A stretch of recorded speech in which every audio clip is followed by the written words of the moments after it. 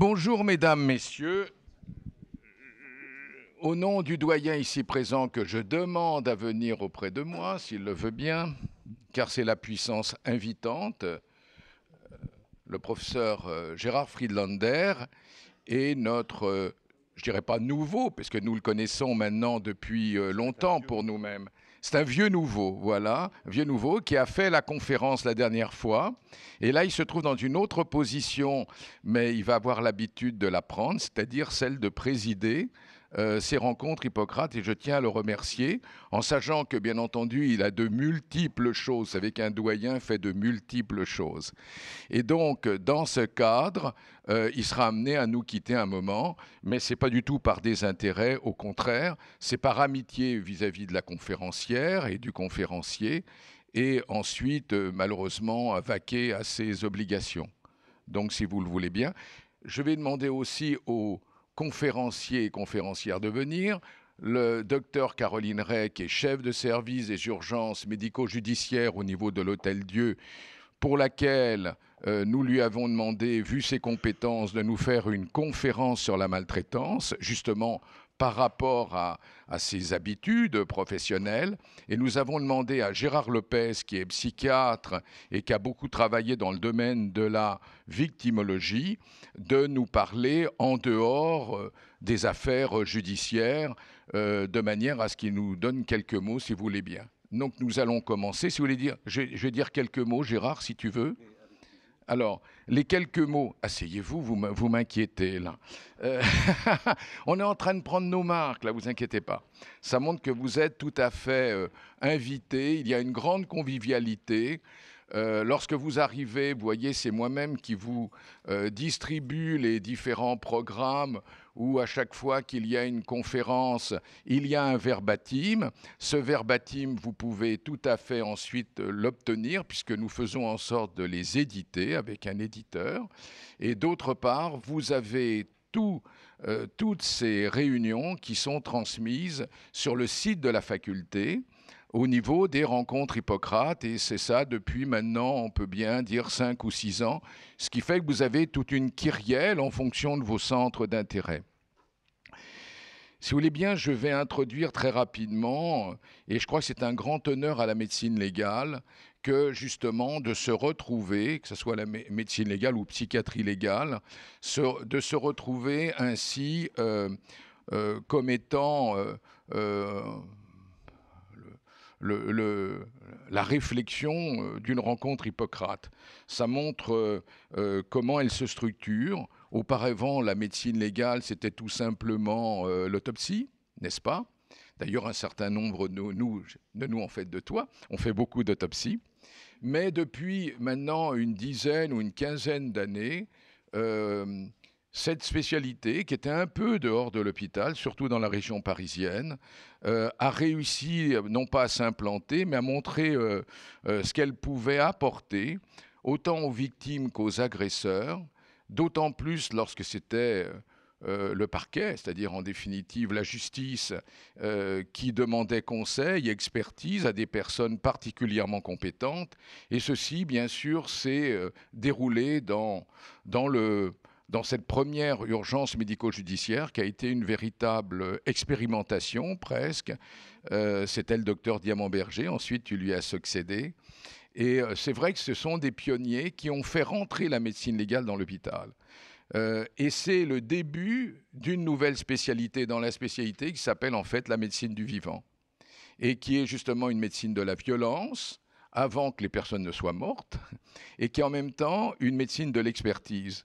Et c'est pour ça que je crois que c'est très important qu'ici, devant notre doyen, dans une université qui est extraordinairement scientifique, et il y a une volonté réaffirmée par notre doyen pour qu'elle le soit, eh bien qu'il y ait aussi de telles pratiques qui aussi sont scientifiques, puisque avec tous les prélèvements qui peuvent être demandés dans les autopsies par ailleurs, eh bien là on demande à une compétence clinique particulière, une expertise qui ne se trouve pas si facilement au niveau de nos collègues et qui doit être bien sûr l'objet d'une pédagogie.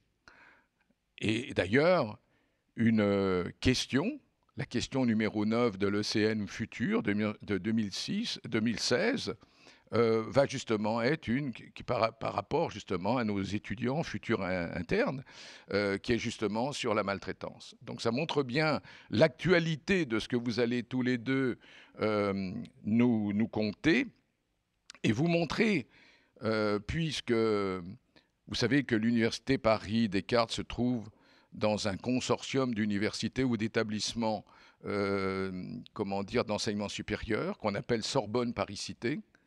Et la semaine dernière, un certain nombre d'entre vous étiez avec nous, nous y étions tous présents d'ailleurs, dans le grand amphithéâtre de la Sorbonne pour parler de la maltraitance à enfants. Et on a pensé qu'il était important, après ces 2 journées qui vont être l'objet de verbatim aussi, qui vont être l'objet de groupes de travail, et ceux-ci ont été acceptés comme collaboration autant par la ministre de la Famille qui était présente là, que par Jacques Toubon, qui est nouveau défenseur des droits. Donc tout ceci pour montrer comment nous avons pensé dans les rencontres Hippocrate qu'il était important que l'on montre comment la médecine et la faculté Paris Descartes plus particulièrement, non seulement étaient pionnières, mais comment un certain nombre de pratiques professionnelles, d'éléments déontologiques et éthiques, bien entendu, nous soient exposés pour montrer un peu ce que les médecins, en définitive, faisaient, puisque vous savez que ces rencontres Hippocrate sont un moyen d'expression, justement, des différentes disciplines pour qu'il y ait ensuite un débat. Et d'ailleurs, un certain nombre d'entre vous m'ont déjà demandé la parole. On leur donnera la parole. Voilà un tout petit peu pour cette introduction, si vous voulez bien. Et je suis vraiment heureux de donner la parole à Caroline Ray, qui est vraiment la personne très adéquate pour nous renseigner. Tout à fait. Tu avais un... Ah, mais j'aimerais que tu dises quelque chose. Si ça fait plaisir à monsieur Christian Hervé, je vais dire quelque chose. Je voulais simplement, évidemment, m'associer à ces remerciements. Je pense que c'est une façon d'aborder un aspect très particulier de la médecine qui, comme Christian l'a dit, ne concerne plus seulement les personnes qui sont décédées, mais essaye d'intervenir avant qu'elles le soient, des personnes qui sont en danger. Il y a 1000 façons aujourd'hui d'être en danger. Celle-là en est une particulièrement prenante au sens de la charge émotive qu'elle contient, évidemment parce que ce sont des enfants qui sont concernés. Et c'est en même temps, j'allais dire, l'enjeu et l'écueil. L'écueil parce que être submergé par le pathos n'a jamais été une aide. Donc la professionnalisation de ce métier est vraiment un enjeu considérable, comme c'est un enjeu, dans un contexte différent bien sûr, en médecine légale qui s'adresse à des personnes qui sont décédées. Et je voulais simplement indiquer que la faculté Paris Descartes est très cohérente dans sa volonté de conforter cet aspect de la médecine, non seulement parce que c'est en son sein qu'est accueillie ces urgences médico-judiciaires, mais également parce que l'Institut médico-légal est sous sa dépendance hospitalo-universitaire. Donc, sans mauvais jeu de mots, on va du vivant, du encore vivant au déjà décédé. Et dans les 2 cas, c'est de l'expertise et du professionnalisme des personnes responsables de ces structures que vient l'aide aux vivants et éventuellement l'aide à des processus judiciaires dans d'autres circonstances. Donc merci beaucoup. Et puis quand en plus on a une empathie naturelle qui est la vôtre, on doit faire des bonnes choses.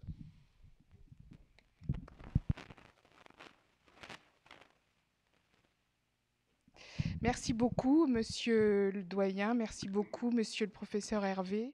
Donc, en tant que pédiatre et médecin légiste, le sujet qui m'est donné, c'est maltraitance, mais je vais parler bien sûr de la maltraitance aux enfants, en sachant que, en fait, toutes les personnes vulnérables sont des cibles de la maltraitance. Les enfants, et particulièrement les plus jeunes d'entre eux, les personnes âgées, et particulièrement les plus âgées d'entre elles, et les personnes qui sont en situation de handicap physique, psychique, économique, social. Toutes ces personnes sont des victimes des mauvais traitements. On va se concentrer ce soir sur les mauvais traitements sur les enfants, qui est la partie que je connais le mieux dans la maltraitance. Et comme le disait monsieur le doyen il y a un mois, ici même dans cette enceinte, il faut aborder les questions médicales de façon transdisciplinaire.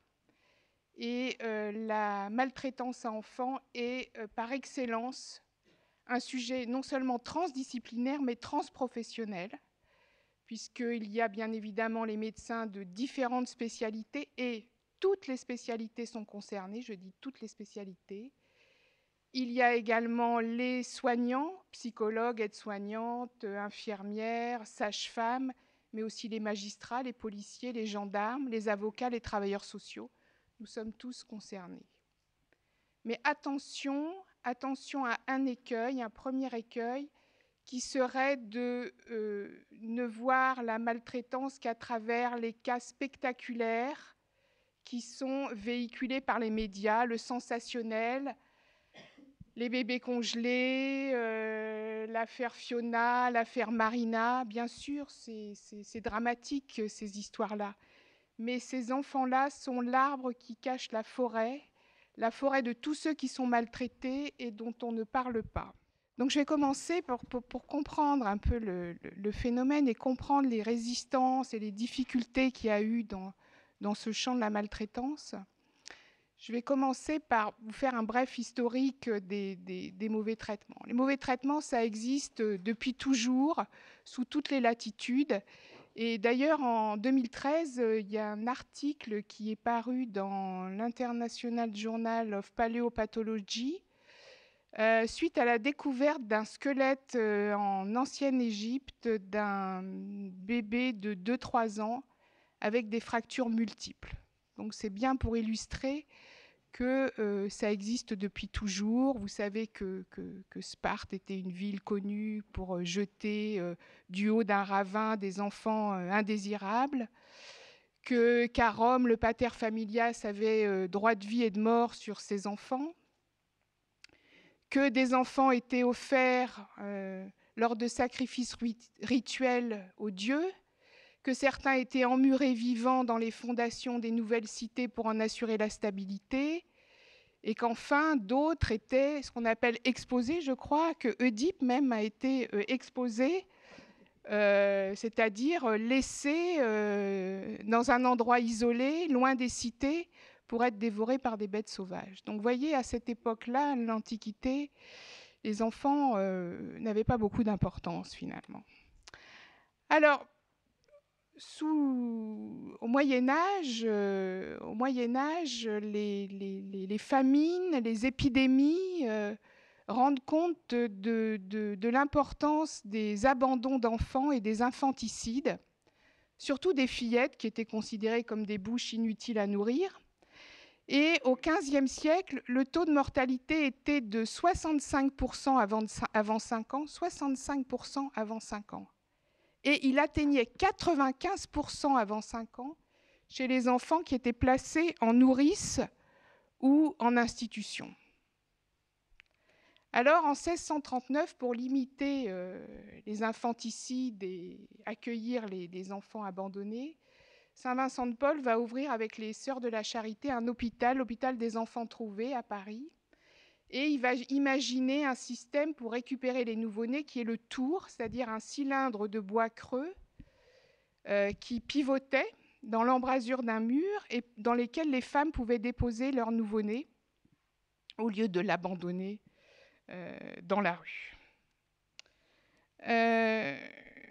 L'exploitation des enfants au travail connut son apogée au moment de la révolution industrielle. Et Charles Dickens a remarquablement décrit la condition de ces petits ouvriers enchaînés à leur machine parfois 12 heures par jour. Aux États-Unis, l'esclavage a utilisé aussi les enfants des esclaves qui étaient considérés ni plus ni moins comme du bétail. Et malheureusement, le XXe siècle a démontré sa capacité à exterminer les enfants au cours de plusieurs génocides. Et aujourd'hui encore, les enfants sont exploités, assassinés, affamés, violés, excisés. Voilà. Mais heureusement, on est quand même, malgré toutes ces atrocités qui continuent à exister aujourd'hui en 2014, on a quand même fini par reconnaître, enfin, en partie, la maltraitance, parce que le déni a toujours été très important. Alors la maltraitance a été longtemps ignorée parce que l'enfant était considéré comme un adulte en miniature. Il n'y avait pas de conception enfantine vraiment, et c'était un être inférieur qui était soumis aux droits illimités de la puissance paternelle. Au XVIIe siècle, sous l'effet d'un courant de moralisation porté à la fois par l'Église et l'État, et concomitamment à la baisse de la mortalité infantile, la famille va se nucléariser autour d'un enfant qui va pour une fois être doté d'un potentiel de vie. Et parallèlement, cette mutation va s'accompagner d'un véritable investissement affectif de l'enfant. Le manque de reconnaissance de la maltraitance est lié à d'autres facteurs, et notamment la mortalité infantile très importante qui était dominée par les maladies infectieuses. C'est la raison pour laquelle d'ailleurs nos hôpitaux, nos anciens hôpitaux, étaient organisés en pavillons pour limiter la diffusion des maladies infectieuses. Et au sein de cette masse d'enfants qui mouraient de maladies infectieuses, on méconnaissait les pauvres enfants qui mouraient d'autres causes, et notamment de mauvais traitements. Mais surtout, la maltraitance est restée longtemps ignorée parce que le corps social ne voulait pas admettre que des parents puissent brutaliser leurs enfants. Et les médecins, y compris les pédiatres, ont longtemps refusé d'admettre la réalité des mauvais traitements. Ce sont les médecins légistes français qui ont été les pionniers en la matière. Et Ambroise Tardieu a écrit en 1860, il a rapporté 37 cas d'enfants maltraités dans une étude médico-légale sur les sévices et mauvais traitements exercés sur des enfants. Vous voyez, la fin du 19e, c'est le moment où on publie les premiers articles, les premiers travaux sur la maltraitance. Et Ambroise Tardieu, dans sa préface, est très clair, il n'y a pas d'ambiguïté. Il parle des enfants victimes de la part de leurs parents, de leurs maîtres, de ceux qui exercent une autorité plus ou moins directe. Alors ces travaux, il y a toute une période de travaux à Lyon. Lacassagne, en 86, va publier des travaux sur ce qu'on appelait à l'époque les attentats à la pudeur sur les fillettes, c'est-à-dire les agressions sexuelles sur les fillettes. Et sous l'impulsion des médecins légistes, les premières lois vont être promulguées concernant la protection de l'enfance. C'est le début vraiment de la protection de l'enfance en danger. Et c'est un changement radical de la vision de l'enfant qui, avant, appartenait à la sphère familiale privée et qui sort de cette sphère familiale. Donc, les premiers textes, c'est la loi du 24 juillet 1889 qui donne au tribunal civil le pouvoir de déchoir les parents de ce qui s'appelait à l'époque la puissance paternelle. Ça ne s'appelait pas l'autorité parentale. L'autorité parentale, c'est 1970. C'est tout près de nous. Mais malheureusement, ces textes qui donnaient des compétences à des juridictions différentes n'ont pas permis d'organiser efficacement la protection de l'enfance en danger. Et d'autre part, comme la société n'était pas prête, ces travaux pionniers sont rapidement tombés dans l'oubli. Et les médecins, dans la première partie du XXe siècle, ont cherché des explications, je dirais, médicalement acceptables aux lésions qu'ils pouvaient constater sur les enfants, le scorbut, la syphilis, le rachitisme, beaucoup d'autres pathologies pour expliquer. On parlait même aussi des hématomes sous-duraux idiopathiques. Enfin, c'est pas si vieux que ça de parler avant la reconnaissance du syndrome du bébé secoué. Voilà, des explications multiples. Et en fait, il a fallu attendre les années 1940 pour que, outre-Atlantique, aux États-Unis, les radiologues pédiatres, tout le monde connaît John Caffey et surtout Frédéric Silverman, qui est très, très connu chez nous, qui ont montré qu'il y avait des enfants qui présentaient des fractures sans aucune histoire traumatique, avec une structure osseuse qui était normale. Mais comme les Français, ces radiopédiatres américains, ils ont eu énormément de mal à convaincre leurs collègues cliniciens de la réalité des mauvais traitements. Et finalement, il a fallu attendre un célèbre article du JAMA de 1962, le syndrome de l'enfant battu, qui a été écrit conjointement par Kemp, qui est pédiatre, et les radiologues pédiatres, pour qu'à ce moment-là, ça y est, il y ait une diffusion médiatique importante de ce phénomène. Et vous voyez, 1962, c'est pas si loin que ça. Donc à partir de là, ces allers-retours d'ailleurs entre la France et les États-Unis, c'est assez intéressant parce qu'en France, souvent, on parle de syndrome de Silverman. On parle de syndrome de Silverman. Il faut que vous sachiez qu'aux États-Unis, on parle de syndrome de Tardieu et que d'ailleurs, il y a un prix Tardieu qui récompense chaque année le meilleur travail scientifique de recherche sur l'enfance maltraitée. Donc vous voyez, ces allers-retours, c'est assez intéressant. Et puis après, ça s'est beaucoup accéléré. Child Abuse dans l'Index Medicus en 1965. John Caffey, toujours le même, décrit pour la première fois en 1972 le syndrome dit du bébé secoué. J'y reviendrai tout à l'heure parce que c'est un de mes dadas, ce syndrome. En 1976, création aux États-Unis de l'International Society for Prevention of Child Abuse and Neglect. Un pédiatre anglais qui s'appelle Meadow en 1977 qui décrit le syndrome de Munchausen par procuration, dont certains d'entre vous ont peut-être entendu parler. Et puis en France, création de l'Association française d'information et de recherche sur l'enfance maltraitée en 1979 par Pierre Strauss.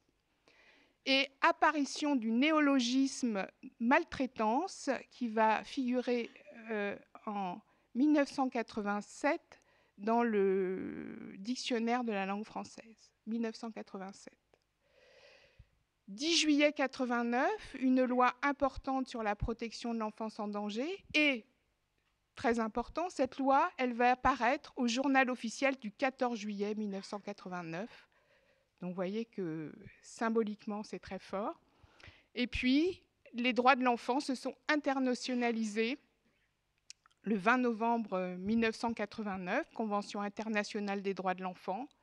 Nous allons fêter les 25 ans le 20 novembre prochain de cette convention. Donc sur les définitions de la maltraitance, les définitions pour moi de l'Observatoire de l'action sociale décentralisée restent toujours valables, c'est-à-dire l'enfant maltraité, c'est un enfant, c'est-à-dire pour l'OMS entre 0 et 18 ans, victime de violences physiques, de cruauté, d'abus sexuels et ou de négligence lourde, ayant des conséquences graves sur son développement physique et psychique. L'enfant en risque, c'est un enfant qui n'est pas maltraité, mais qui est en risque de maltraitance parce qu'il vit dans des conditions qui risquent de mettre en danger sa santé, sa sécurité, sa moralité, ses conditions d'éducation ou son entretien. Et finalement, l'audace dit que la somme des enfants maltraités et des enfants en risque forme le groupe des enfants en danger. Alors la loi du 10 juillet 89 avait prévu le recueil épidémiologique des enfants victimes. Et à partir des signalements administratifs et signalements judiciaires au niveau départemental, et l'audace récupérait les données des départements pour produire des chiffres dont les derniers disponibles datent de 2006, 19 000 enfants maltraités, 79 000 enfants en risque, ce qui faisait à peu près 100 000 enfants en danger. En sachant que ces chiffres étaient restés relativement stables pour ce qui est des enfants maltraités au fil des années, depuis le début des recueils qui avaient commencé en 92 à peu près, mais que le chiffre des enfants en risque, c'est-à-dire les conditions dans lesquelles vivaient les enfants, s'était aggravé et que donc ce chiffre des enfants en risque ne faisait qu'augmenter au fil des années. La loi du 2 janvier 2004, complétée par la fameuse loi du 5 mars 2007 qui a réformé la protection de l'enfance en danger, a prévu de confier les données épidémiologiques à l'Observatoire national de l'enfance en danger, qui n'a pas la même manière de compter, puisqu'on n'est plus dans les signalements administratifs et judiciaires. Aujourd'hui, on est dans les informations préoccupantes et dans les signalements judiciaires, donc c'est un petit peu différent. Et en 2012, ils ont publié les chiffres, les derniers chiffres disponibles datent de 2012, et ces chiffres indiquaient qu'au 31 décembre 2009, presque 2% de la tranche d'âge des 0-18 ans bénéficiaient d'une mesure administrative ou judiciaire. Mais si on ne prend les mauvais traitements que comme une addition de violence, on risque de ne pas comprendre que tout ce qui fait la gravité, ce sont les conséquences sur la victime et la déstructuration des victimes par les faits de mauvais traitements. Et c'est d'ailleurs ce que dit Alice Miller dans la préface de son livre « C'est pour ton bien », publié en 1985. L'opinion publique est loin d'avoir pris conscience que ce qui arrivait à l'enfant dans les premières années de sa vie se répercutait inévitablement sur l'ensemble de la société et que la psychose, la drogue et la criminalité étaient des expressions codées des expériences de la petite enfance. Les anglo-saxons ont bien montré, à travers des études rétrospectives et des études prospectives, qu'il y avait une différence significative en matière d'état de santé physique et mentale entre les adultes qui avaient connu des situations de mauvais traitement dans leur enfance et ceux qui en étaient indemnes. En matière d'hypertension artérielle, de dépression, d'addiction, de tentative de suicide, les différences sont éloquentes.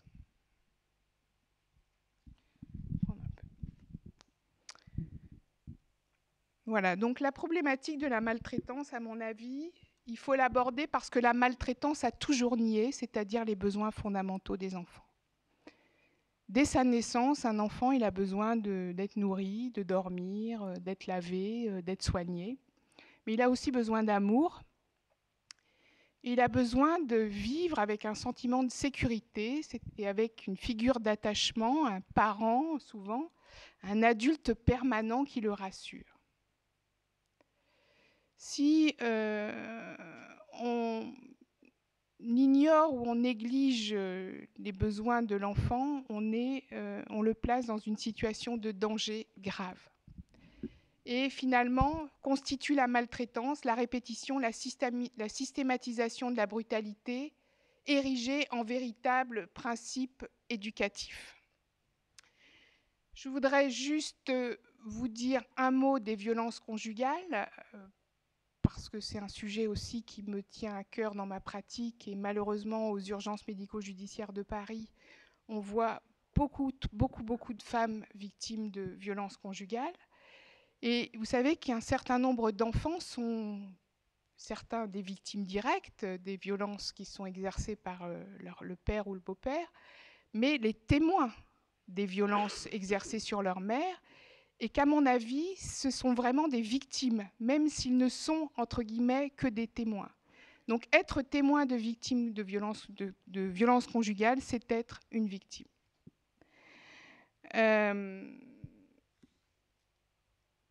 La maltraitance par carence ou négligence est très importante et malheureusement, elle est souvent confondue avec des mauvaises conditions socio-économiques.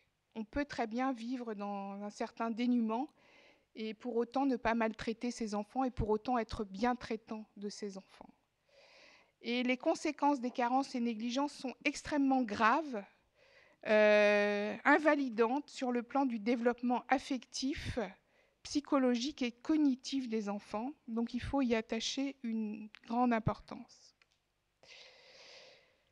Alors Anne Thurs n'a pas pu venir ce soir, elle m'a confié quelques chiffres que j'ai un peu brossés.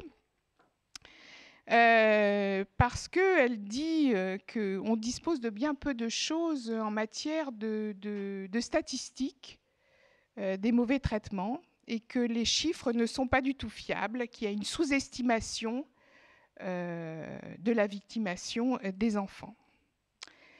Les chiffres officiels, je ne vais pas la paraphraser, je vais juste lire un tout petit paragraphe qu'elle m'a confié. Donc les chiffres officiels les plus récents ne se recoupent pas entre eux et sont tous sûrement sous-estimés si on en juge par les taux calculés de 3 pour 1000 à 2%. Chiffres peu réalistes si on les compare au taux moyen de 10% d'enfants maltraités dans la population générale, rapporté par des études menées dans des pays à haut niveau de revenus et publiées en 2009 dans la célèbre revue britannique Le Lancet. Si la sous-estimation de la maltraitance en général est très probable, on en a pour la maltraitance mortelle des preuves scientifiques argumentées, particulièrement en ce qui concerne les homicides des nourrissons de moins de 1 an.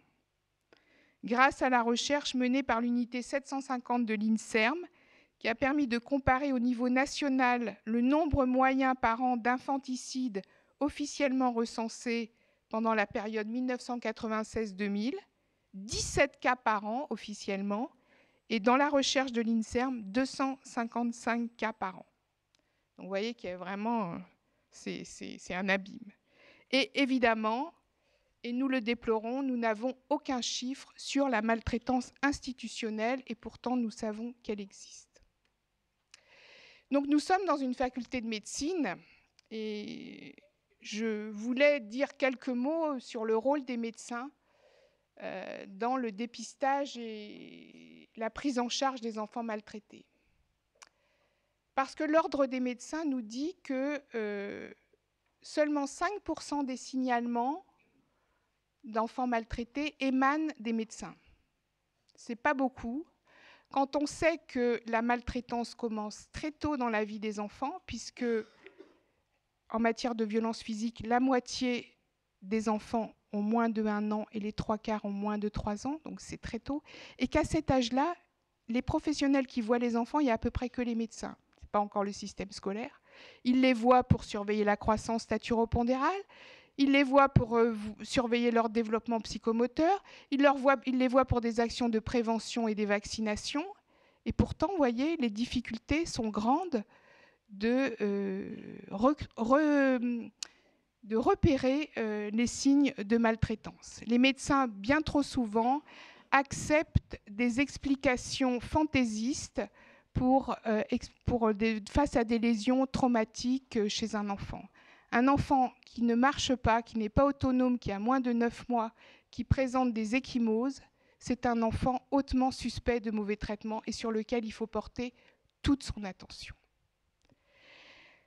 Alors, toutes les disciplines médicales sont concernées. Je vois M. Goulet, là, on en parlait tout à l'heure aussi, la gastro-entérologie est concernée bien sûr par les mauvais traitements à enfants. Mais il y a peu de formation dans nos facultés sur la maltraitance.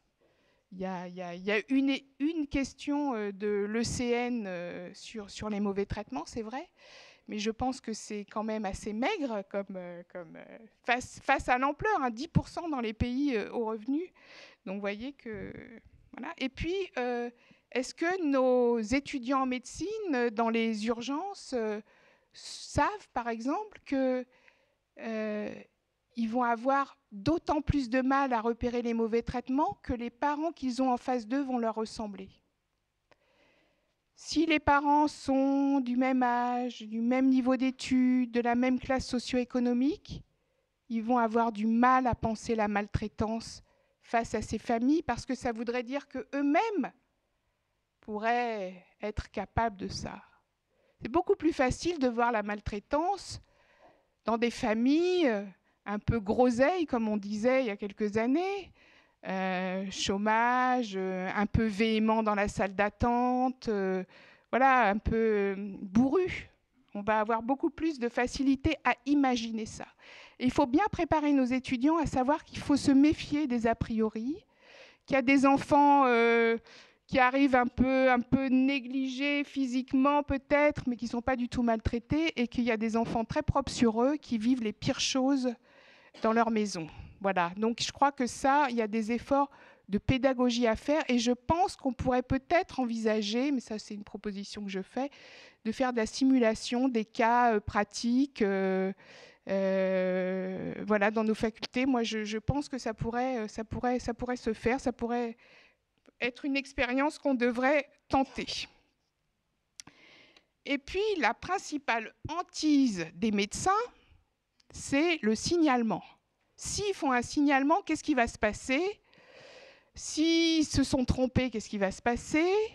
Ils connaissent mal les lois, ils connaissent peu les lois, ils ne savent pas très bien se débrouiller avec ça. Et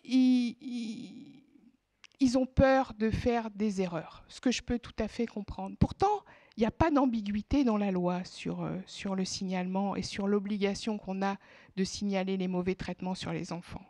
Alors c'est vrai que le législateur a estimé que le médecin était quelqu'un qui avait du discernement et qui travaillait dans l'intérêt de l'enfant. Et donc il fallait lui donner une place particulière, une place différente de celle du simple citoyen. Et vous savez qu'on a dans le Code pénal un article qui sanctionne les atteintes à la vie privée dans le cadre d'une activité professionnelle. On n'a pas le droit de délivrer des informations à caractère médical, sauf quand la loi en dispose autrement, et notamment, vous savez qu'il y a des actes que les médecins sont obligés de faire, les certificats de vaccination obligatoires, les certificats d'accident du travail. Heureusement qu'on peut faire ces certificats parce que ça profite à nos concitoyens. Certaines déclarations de maladies à l'ARS aussi, voilà, sont des choses obligatoires. Et puis à côté de ça, il y a les choses facultatives.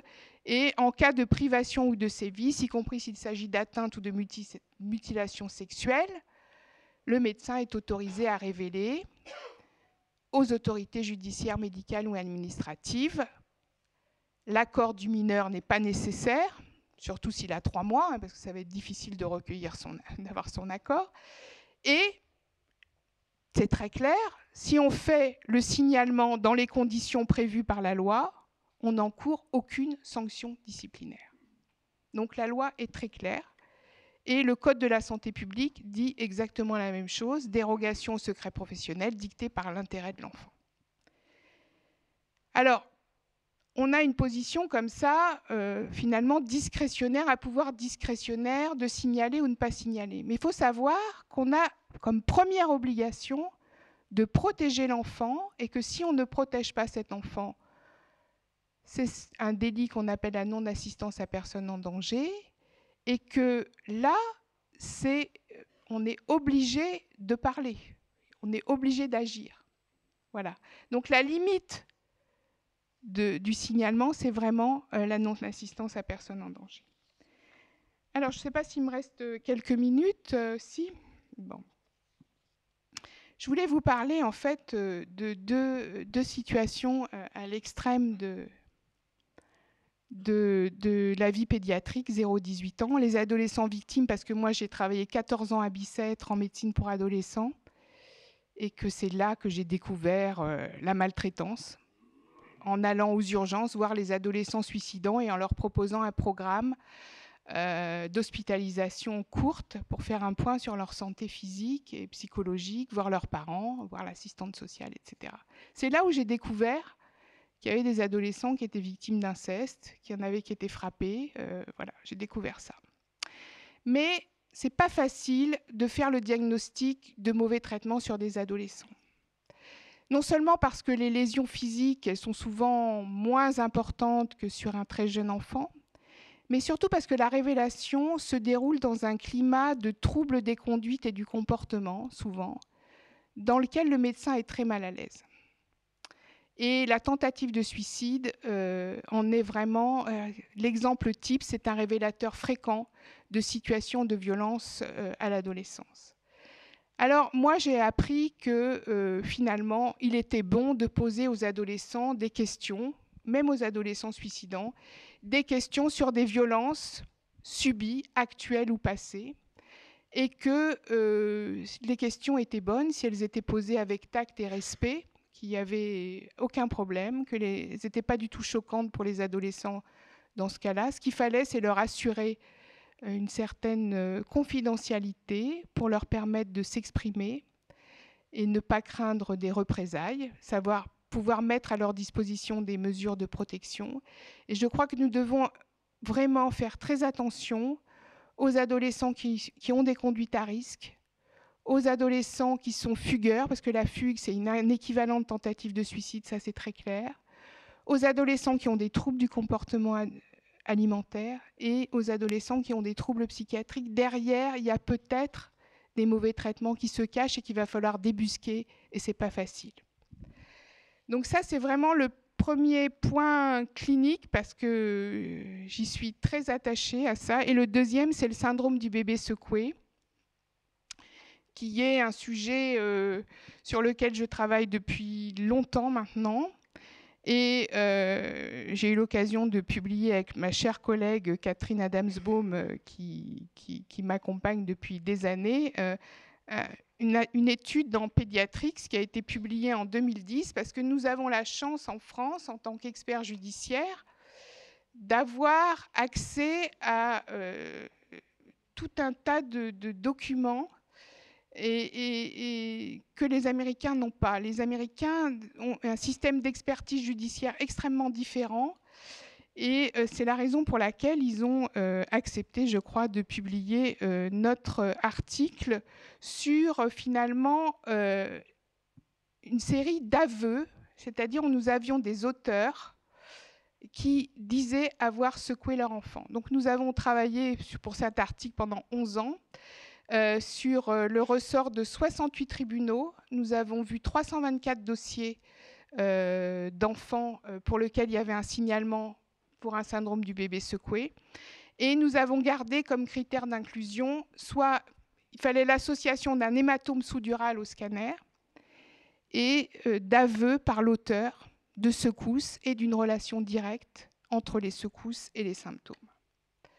Alors nous disposions de tout, du dossier hospitalier, du carnet de santé, de la biologie, du dossier d'accouchement chez les très jeunes enfants, de la procédure judiciaire, et c'est ça qui fait toute la différence avec les États-Unis, c'est-à-dire les constatations, les auditions, les enregistrements des appels au SAMU, et en cas de décès, nous avions le rapport d'autopsie, les expertises ANAPAT, la toxico, enfin vraiment tout ce dont nous avions besoin pour travailler. Alors, sur ces 324 enfants, 66, pour 66 d'entre eux, nous avions des aveux. Et ces enfants sont très jeunes, vous le voyez, moins de 6 mois, 75%. C'est vraiment des tout petits bébés. Prédominance masculine, on ne comprend pas très bien pourquoi. Peut-être qu'il y a des exigences parentales vis-à-vis des petits garçons qui ne sont pas les mêmes que vis-à-vis des petites filles. C'est très possible que ce soit un phénomène de société aussi.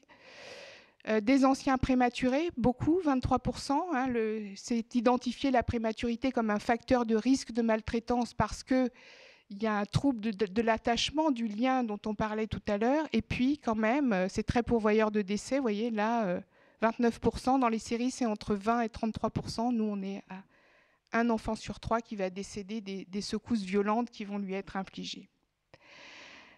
Alors, sur la formation, ça me permet de rebondir sur la formation. Vous voyez, 15 sur 66 de ces enfants, presque un quart, avaient des antécédents de lésions traumatiques avant les faits de secousses. Et ils n'ont pas été pris en compte. 11 ecchymoses, 3 fractures, un hématome du plancher buccal. Ça n'a pas été pris en compte par les médecins qui ont eu à voir ces enfants avant.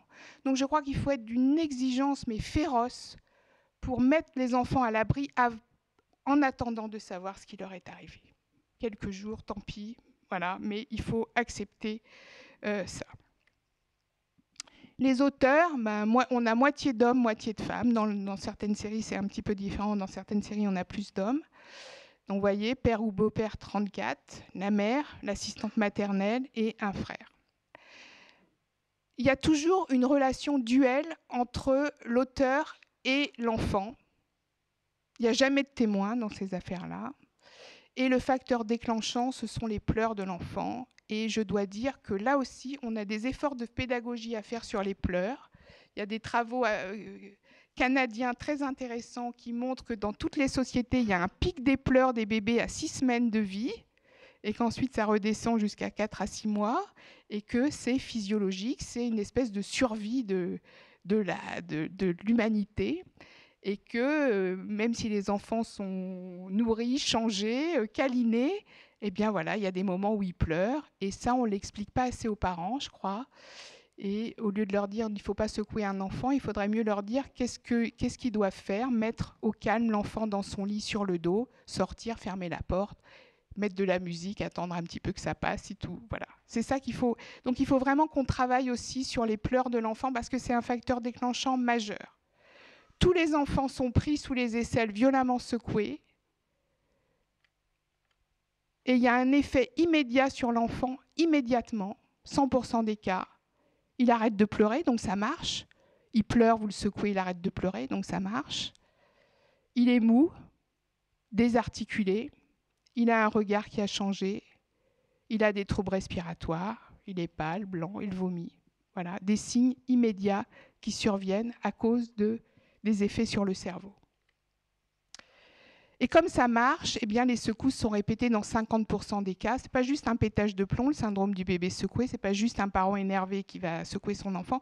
Comme ça marche, certains parents vont recommencer, et en moyenne, c'est 10 fois dans notre étude. Vous voyez.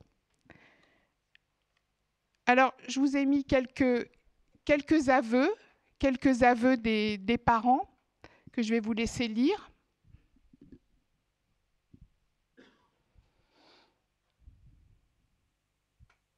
C'est ça la violence ordinaire, en fait.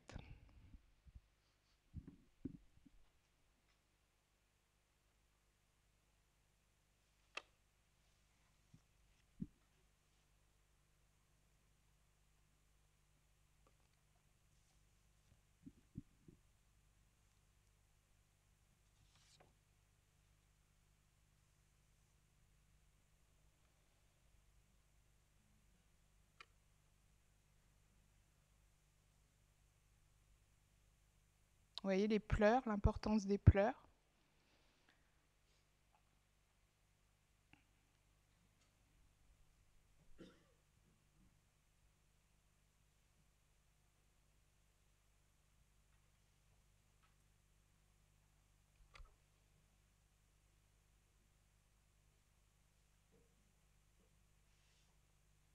Et l'enfant qui est fatigué, qui s'endort.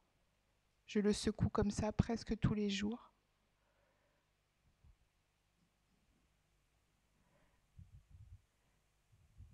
Alors les gens, évidemment, ne se rendent pas compte souvent des conséquences, hein, bien sûr, que ça va avoir sur l'enfant.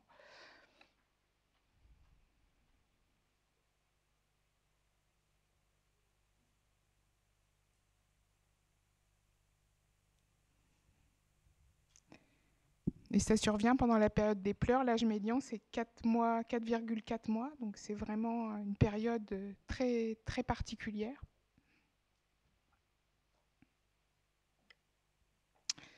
Voilà, donc je voulais vous parler de ce syndrome du bébé secoué. Là aussi, c'est un phénomène qui est largement sous-estimé. On ne sait pas le nombre annuel de bébés qui seraient secoués chaque année. Alors, les perspectives, donc il y a eu ce colloque dont parlait M. Christian Hervé qui s'est tenu le 30 septembre, 1er octobre dernier à la Sorbonne et dans cette faculté de médecine. Il y a eu un colloque en juin 2013 au Sénat sur les violences qui s'est poursuivi par un comité auquel j'ai participé pendant toute l'année dernière et nous avons remis il y a quelques jours à Marisol Touraine et à sa ministre, sa secrétaire d'État chargée de la famille, 44 propositions pour améliorer la situation des enfants en danger. Et en juin 2009, la France s'est fait un petit peu taper sur les doigts par le Comité des droits de l'enfant des Nations Unies, parce que la loi de 2007 n'est pas vraiment appliquée, pas complètement. Donc, ce Comité des droits de l'enfant demande d'allouer les ressources nécessaires à la mise en œuvre de la loi, de mettre en place des outils statistiques fiables et de lancer des campagnes de sensibilisation, des campagnes médiatiques. La prochaine audition de la France aura lieu en octobre 2015. J'espère que d'ici là, on aura fait des progrès. Et pour terminer, je voulais vous dire que de nombreuses questions éthiques se posent et doivent nous interroger au sujet de la maltraitance. D'abord, il faut être vraiment volontaire, je crois, pour s'occuper de ce problème qui a une forte résonance émotionnelle chez les soignants et qu'il faut travailler ces questions. Ça peut créer des dissensions dans des équipes soudées, hein, parce qu'il y a des positions qui sont pas les mêmes d'un soignant à l'autre. Chaque cas est un cas particulier qui doit être évalué dans toute sa complexité et dans son individualité. Le soignant, c'est ni un juge ni un enquêteur, c'est pas un meilleur parent que le parent maltraitant. Donc il faut se positionner aussi par rapport à l'enfant. Comme c'est un travail en équipe et comme c'est un travail interdisciplinaire et interprofessionnel, il faut aussi pas vouloir faire tout seul et savoir faire confiance aux autres. C'est un travail qui s'apprend aussi, hein, faire confiance aux autres acteurs de la protection de l'enfance en danger. Ne pas penser que la décision qui va être prise, ça ne va pas forcément être une décision protectrice pour l'enfant. Et puis, comment concilier la protection de l'enfant et les droits des parents? Ça aussi, c'est une question vraiment importante. Je crois qu'il faut associer au maximum les parents aux décisions de signalement. Ils sont capables de les comprendre le plus souvent. Ils sont capables de comprendre qu'on est face à des interrogations par rapport aux lésions que présente leur enfant et qu'il est de notre devoir d'essayer de comprendre ce qui a pu se passer en alertant les autorités judiciaires. Voilà, je vous remercie de votre attention.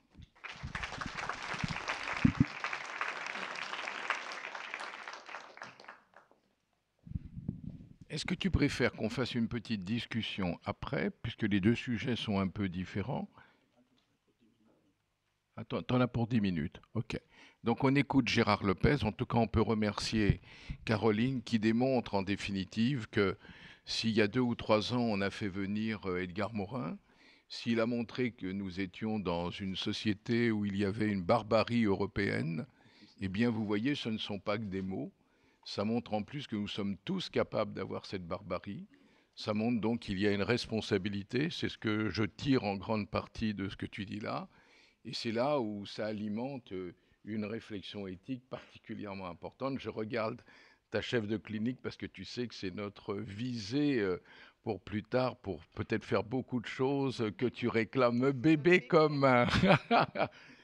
Tu ne te sens pas secoué, ça va. Bon, c'est très bien. Allez. Absolument, avec son papa et avec sa maman. Bien. Gérard, je te donne la parole. Je suis le discutant, donc je trouve que le diaporama et la conférence de Caroline Ray étaient tout à fait excellentes. Donc je vais revenir sur certains points et je vais essayer de donner une explication un peu plus, on va dire, je sais pas, méta. Voilà, bon. Sur les chiffres. Mais non, pas psycho, non, pas. Sur les chiffres. Alors, elle vous l'a dit, hein, 10% d'enfants maltraités dans les pays industrialisés, c'est pas du tout ce que l'on entend. Elle vous a dit aussi que il y avait pratiquement 2 enfants par jour qui mouraient en France. Il n'y a pas que les bébés secoués. Si on compte tous les enfants, c'est des comptes d'Anne Turtz, on arrive à peu près à 2 enfants par jour. Alors, je sais que je ne fais pas plaisir quand je dis ça, mais on se lamente, et c'est vrai, c'est épouvantable. Une femme meurt tous les 2 jours et demi, et c'est 2 enfants par jour. Et ça, qui le savait ici? On est vraiment dans le déni. Si je vous pose une question, combien d'enfants du procès d'Outreau ont-ils été reconnus victimes de viols, agressions Combien d'enfants, d'après vous? Qui peut me donner un chiffre? 0, n'est-ce pas? Eh bien, 12 sur 12. Non, il y en avait 12 en appel. Les 12 enfants ont tous été reconnus victimes. C'est quand même assez extraordinaire, avouez. Puisque moi-même, je le confesse, si je n'avais pas lu un certain livre, je serais dans la même, je penserais, 1 ou 2 peut-être. Ben non, 12 sur 12, par 7 collèges d'experts, différents. Vous voyez, on ne veut pas voir la maltraitance. Alors, la maltraitance, le doyen avait raison, et Caroline vous l'a dit, c'est un sujet qui nous touche émotionnellement. Ouais, je suis touché émotionnellement, là. Je suis assez froide, ouais, mais ça me touche émotionnellement. C'est épouvantable.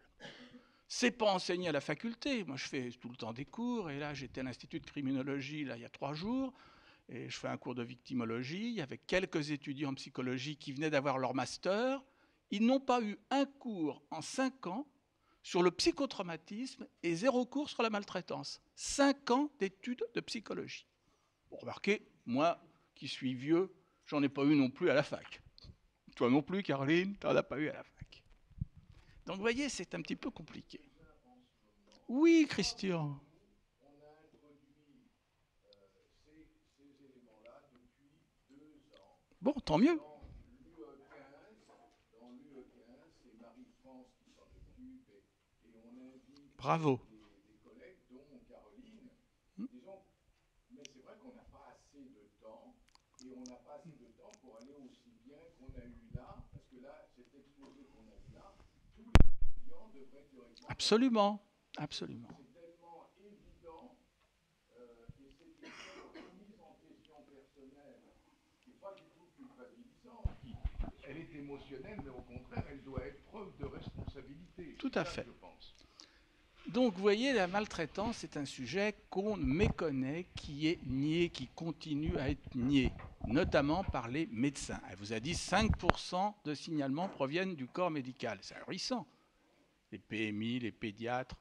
Je ne sais plus en quelle année, tu t'en souviens peut-être, je crois que c'est en 2009, la Cour des comptes a dit qu'il y avait eu 0 signalement dans tous les hôpitaux pédiatriques d'Île-de-France. De Paris, c'était de Paris. 0 signalement en 2009. Vous imaginez? Alors pourquoi? Pourquoi? Alors je veux parler de ce qui me paraît vraiment les vraies causes. La première cause, alors, c'est le familialisme. Rien n'est mieux que la famille, c'est incontestable. Rien n'est mieux que la famille quand il y a des parents suffisamment bien traitants. Et ça va encore plus loin que la démonstration historique de Caroline qui était tout à fait excellente. Ça commence dans la Bible. Quel est le premier commandement? Vous savez, il y a 10 commandements. Il y a 5 commandements qui régissent les rapports entre la créature et le créateur, et 5 commandements qui régissent les rapports entre les créatures. Quel est le premier commandement? Quel est le premier interdit? Qui ose me le dire? Tu ne tueras point. Tout le monde est d'accord? Pas du tout. Tu honoreras ton père et ta mère sous peine de mort. Voilà le premier commandement. Tu honoreras ton père et ta mère si tu veux que tes jours se prolongent dans le pays que l'Éternel te donne. Autrement dit, sous peine de mort. C'est quand même assez ahurissant.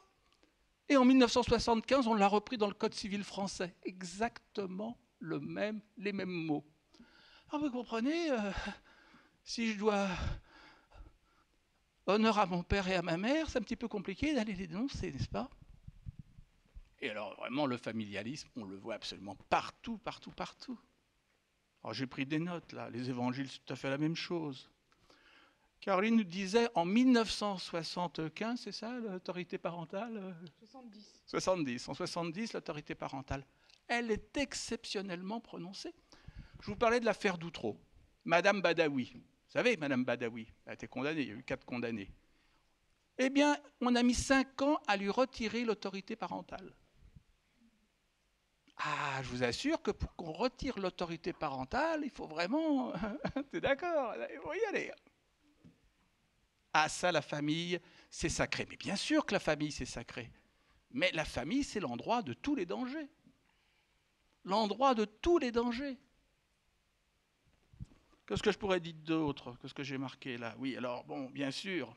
Regardez la loi dont on parlait, la loi du 5 mars 2007. Elle est extraordinaire, cette loi. Vous savez ce qui a marqué dans ses attendus, en premier. Cette loi est faite pour aider les parents qui auraient des difficultés éducatives. Et, le cas échéant, protéger les enfants selon des... Vous voyez, c'est une loi qui est faite en priorité pour aider les parents. C'est quand même assez ahurissant, une loi qui est là, normalement, pour protéger les enfants. Bien sûr qu'il faut aider les parents. Bien sûr qu'il faut aider les parents. Mais il faudrait peut-être une loi qui protège les enfants et qui, secondairement, si c'est possible, aide les parents. Ben, ce n'est pas ça. Regardez encore pire. Caroline vous a dit, pour qu'on puisse connaître peut-être les chiffres de la maltraitance, pour ne pas avoir des études rétrospectives, eh bien, il faut faire des cohortes de naissance, c'est-à-dire prendre, je ne sais pas, 15 000, 20 000 enfants qui sont nés, etc., comme on en fait en Angleterre, en Nouvelle-Zélande, au Canada, en Suède, etc., en Angleterre beaucoup. Alors nous, on a notre étude, on a notre cohorte, elle s'appelle ELF. Alors ELF, c'est formidable, je crois qu'il y a 17 ou 18 000 enfants qui vont être étudiés comme ça de 0 à 21 ou 18 ans. Je n'ai rien préparé, donc je vous dis ça un petit peu comme ça. Bon. Enfin, en tout cas, très longtemps. Alors, on étudie les farines, les vaccins, les couches, tout ce qu'on veut, mais pas la maltraitance. L'étude ELF ne prend pas en cause la maltraitance. Et il y a de quoi tomber à la renverse. Alors, pourquoi? Parce que peut-être qu'il y aurait trop de perdus de vue. Ah oui, parce qu'il y a beaucoup d'enfants maltraités. Donc ce familialisme, c'est quelque chose de terrible. Et vous savez, dès qu'on touche à la famille, vous avez vu ce qui se passe. Tout le monde descend dans la rue, tout ça, les banderoles. Hein. Ah oui. Et puis alors, qui est-ce qui fait les lois? Et qui est-ce qui vote? Et qui est-ce qui défile? Vous avez déjà vu, vous, des nourrissons défiler halte à la maltraitance? Vous avez déjà vu des nourrissons qui votent? Eh non, ce sont les adultes qui votent. Comme dirait Christian Hervé, il y a peut-être un lien d'intérêt là. Donc vous voyez, on pourrait en parler longtemps, mais il faut vraiment réfléchir à ce familialisme. Je ne dis pas que la famille, c'est pas bien. Évidemment que l'idéal, c'est d'être élevé dans une famille aimante avec des liens sécures, etc., etc. Bon, finalement, il faut aimer les enfants. Alors, il y a un deuxième problème, c'est les politiques sécuritaires. Qui sont les boucs émissaires de notre société? Les enfants. Moi, j'ai sorti un bouquin, là, il y a 6 mois, 1 an. Et alors, vous voyez, le Nouvel Obs, c'était sympa, ils m'ont donné une demi-page. Pas mal, hein, la photo du bouquin, tout ça, une interview, une demi-page. Ben, vous savez quelle était la première page? Et il y avait 5 pages dans ce Nouvel Observateur-là, c'est quand même assez stupéfiant, sur les enfants tyrans. Ah, les enfants tyrans. Ah, bien sûr, ils nous embêtent, les enfants. C'est à 6 mois qu'ils pleurent le plus, c'est bien ça, Caroline? 6 semaines. 6 semaines, vous voyez. Je n'ai pas bien retenu sa leçon. 6 semaines. Ah, ils nous embêtent, ils nous empêchent de sortir. Ils sont exigeants, tout ça. Puis on ne sait pas très bien comment faire. Alors, il y a pire.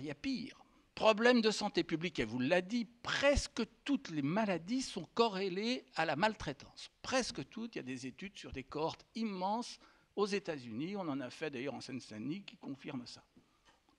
Ok, donc oui. Alors ça ne veut pas dire que la maltraitance est la cause directe de la maladie en question, du cancer, de l'hypertension, du diabète, que sais-je, des suicides, des toxicomanies et tout ce qu'on veut. Mais sur un terrain qui a une faiblesse quelconque, un chromosome, je ne sais pas quoi, enfin, on étudie ça de mieux en mieux, pourrait ne jamais se révéler, mais s'il y a maltraitance, ben, la maladie va se révéler. Donc c'est un véritable problème de santé publique. Mais il y a pire que ça. Elle n'en a pas parlé, je ne sais pas pourquoi, elle le sait. C'est que la criminalité est corrélée à la maltraitance. Il y a des centaines de milliers d'études qui montrent que les enfants maltraités ont des troubles de la personnalité qui eux-mêmes, quand ils sont grands, quand ils ont plus de 16 ans, qui eux-mêmes sont corrélés à la criminalité. Il y a des études qui corrèlent directement la maltraitance et la criminalité. Moi, je n'ai jamais vu un récidiviste, borderline, psychopathe, tout ce que vous voulez, je suis expert judiciaire, qui n'ait pas été maltraité. Je n'ai jamais vu un violeur en série qui n'ait pas été maltraité. Je n'ai même pas vu des violeur qui n'ait pas été maltraité. Je ne crois pas que j'en ai vu. Je n'ai pas dit violé, j'ai dit maltraité selon la définition qu'elle vous a donnée. Et alors, qu'est-ce qu'on voit? La récidive, la récidive, la récidive. Donc, il y a eu une conférence de consensus sur la récidive. Quelle est la prévention primaire de la récidive? C'est dépister la maltraitance. OK? Mais non, ça ne figure même pas dans la conférence de consensus. C'est assez ahurissant. Alors, je vais terminer. Caroline vous a dit, elle a entièrement raison, c'est en posant des questions qu'on a des réponses. Si vous posez à des adultes la question de violence subie, psychologique, physique, sexuelle, etc., vous obtenez 30% de réponses positives, systématiquement. Des études qui ont été faites par des médecins généralistes. 30% des gens, donc dans cette salle il y en a un certain nombre, ont subi des violences, notamment dans l'enfance. Et toutes les études, ce qu'on appelle les méta-analyses, montrent que 20% des femmes ont subi des violences sexuelles et 10% des hommes ont subi des violences sexuelles. Vous entendez ces chiffres? Il y a eu une étude à Genève qui est très intéressante dans des lycées. J'aime bien dire celle-là parce que Genève, vous voyez, c'est propre. Eh bien, il y a des chiffres ahurissants que je ne connais plus, je n'ai pas le temps d'aller voir, mais bon. Incroyable les violences sexuelles dans les lycées, tout ça entre ados. Enfin, une horreur, elle doit en voir des tas. Quand il y a une plainte, de les examiner aux UMJ. C'est une horreur, une horreur, une horreur. Avec des conséquences, bien sûr, sur la santé physique et sur la santé psychique. Alors, comment faire? Eh bien, il faut que les médecins apprennent à questionner les adultes, les ados, bien sûr, comme elle le fait, mais aussi les enfants. Alors, vous allez me dire, comment on fait pour poser une question à un gamin de 6-7 ans? Surtout qu'il ne faut jamais faire une question suggestive, c'est-à-dire jamais dire est-ce que ton papa, ton grand-père, ta maman, ton cousin, etc. Et puis jamais poser un acte. Il faut faire des questions ouvertes. Eh bien, c'est assez simple. Quand vous voyez un enfant à la PMI, etc., s'il a confiance en vous, etc., vous lui demandez s'il y a des choses que tu n'aimes pas. Alors, il va vous dire, j'aime pas la soupe. Bon, très bien. Est-ce qu'il y a des choses interdites que tu n'aimes pas? Ah, alors là, des fois, il va vous dire, oui, j'aime pas. Est-ce qu'il y a des personnes chez qui tu n'aimes pas aller? Pourquoi? Si vous posez des questions, même chez les enfants, vous aurez des réponses assez souvent. Mais bien sûr, parce que les enfants ne parlent jamais spontanément, enfin c'est exceptionnel de ce qui leur est arrivé. C'est à nous de faire la démarche. Pourquoi les médecins ne font-ils pas cette démarche, que ce soit les adultes, les ados, les enfants? Parce que la réponse, c'est une patate chaude. On ne sait pas quoi faire de la réponse. Et déjà, il faut faire un signalement, alors. Hein, bon, le signalement. Ou une information préoccupante. On n'a pas le temps de détailler ça. Hein, donc c'est une patate chaude, il y a ça, il y a le côté médico-légal, bien sûr, mais il y a aussi qu'est-ce qu'on va faire de cette réponse? Vous ne me croirez pas, mais il y a 6 mois, je demande à une femme d'une quarantaine d'années, comme toujours, alors comment je fais? Parce qu'on il n'y a pas de mal de médecins ici. Pourquoi vous venez? Mal à la gorge, tout ça. Moi, je suis psychiatre, c'est pas le mal à la gorge. Bon, après, je fais une biographie, et après, les antécédents médico-chirurgicaux, allergiques, machin, tout ça. Addictif. Je demande aux grand-mères si elles fument du hashish. Elle me dit, docteur, vous n'y pensez pas. Ben, bien sûr, madame, mais je pose toutes les questions. Et 2 questions plus tard, avez-vous subi des violences, machin? Alors, elle avait une quarantaine d'années. Elle me dit, bah oui, oui, oui. Quand j'avais 13 ans, ma mère m'a demandé de mettre ma belle robe du côté de Flers, dans l'Orne. On va chez le patron. Le droit de cuissage existait encore dans l'Orne il y a une quinzaine d'années. J'en suis encore pas revenu. Mais ce genre de question, l'a posé des milliers de fois, elle peut vous raconter des anecdotes jusqu'à demain aussi, évidemment. Donc vous voyez, un gros effort de formation. Et pour que cette question ne soit pas une patate chaude, bien sûr, il faut qu'on soit formé et qu'on travaille en réseau. Parce que quand on reçoit cette révélation, on n'est pas tout seul. On doit avoir des correspondants,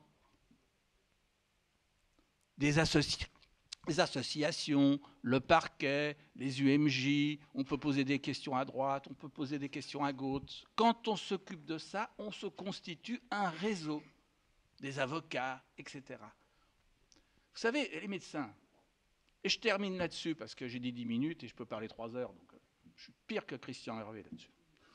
Donc, quand vous êtes médecin, vous avez votre radiologue, votre cardiologue, votre dermatologue, tout ça, machin, vous avez tout. Vous avez vos correspondants. Hein, bon. Et moi, je leur demande, et si quelqu'un a subi des violences ou un accident de la route, etc., qu'est-ce que vous avez dans votre... Ah, on ne sait pas. Donc, vous voyez, un effort de formation, un travail en réseau, il faut absolument qu'on prenne ce problème à bras-le-corps. Je vous remercie de votre attention, comme disait Karl.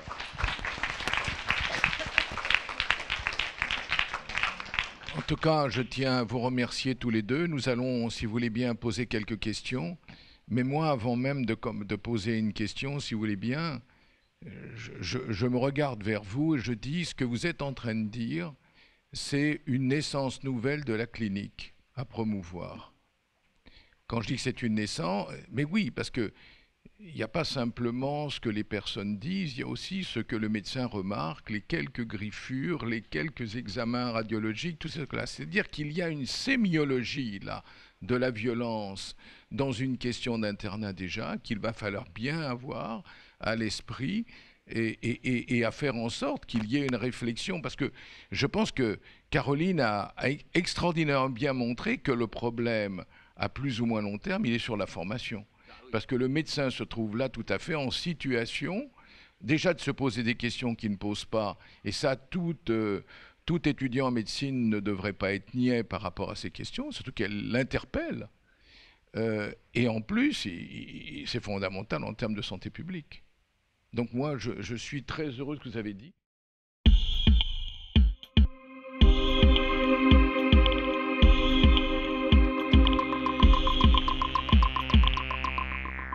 Comme médecin d'enfant, dans ma spécialité, je confirme plusieurs choses. Que la maltraitance existe, par exemple la maltraitance nutritionnelle, c'est une maltraitance très soft, mais parfois gravissime. Je confirme que le signalement est totalement mis de côté et les gens sont inhibés, les gens se divisent. Et je voudrais rebondir sur le mot division à propos de ce qui m'a surpris de voir, mais au fond, à la réflexion, c'est pas surprenant, c'est le Munchausen.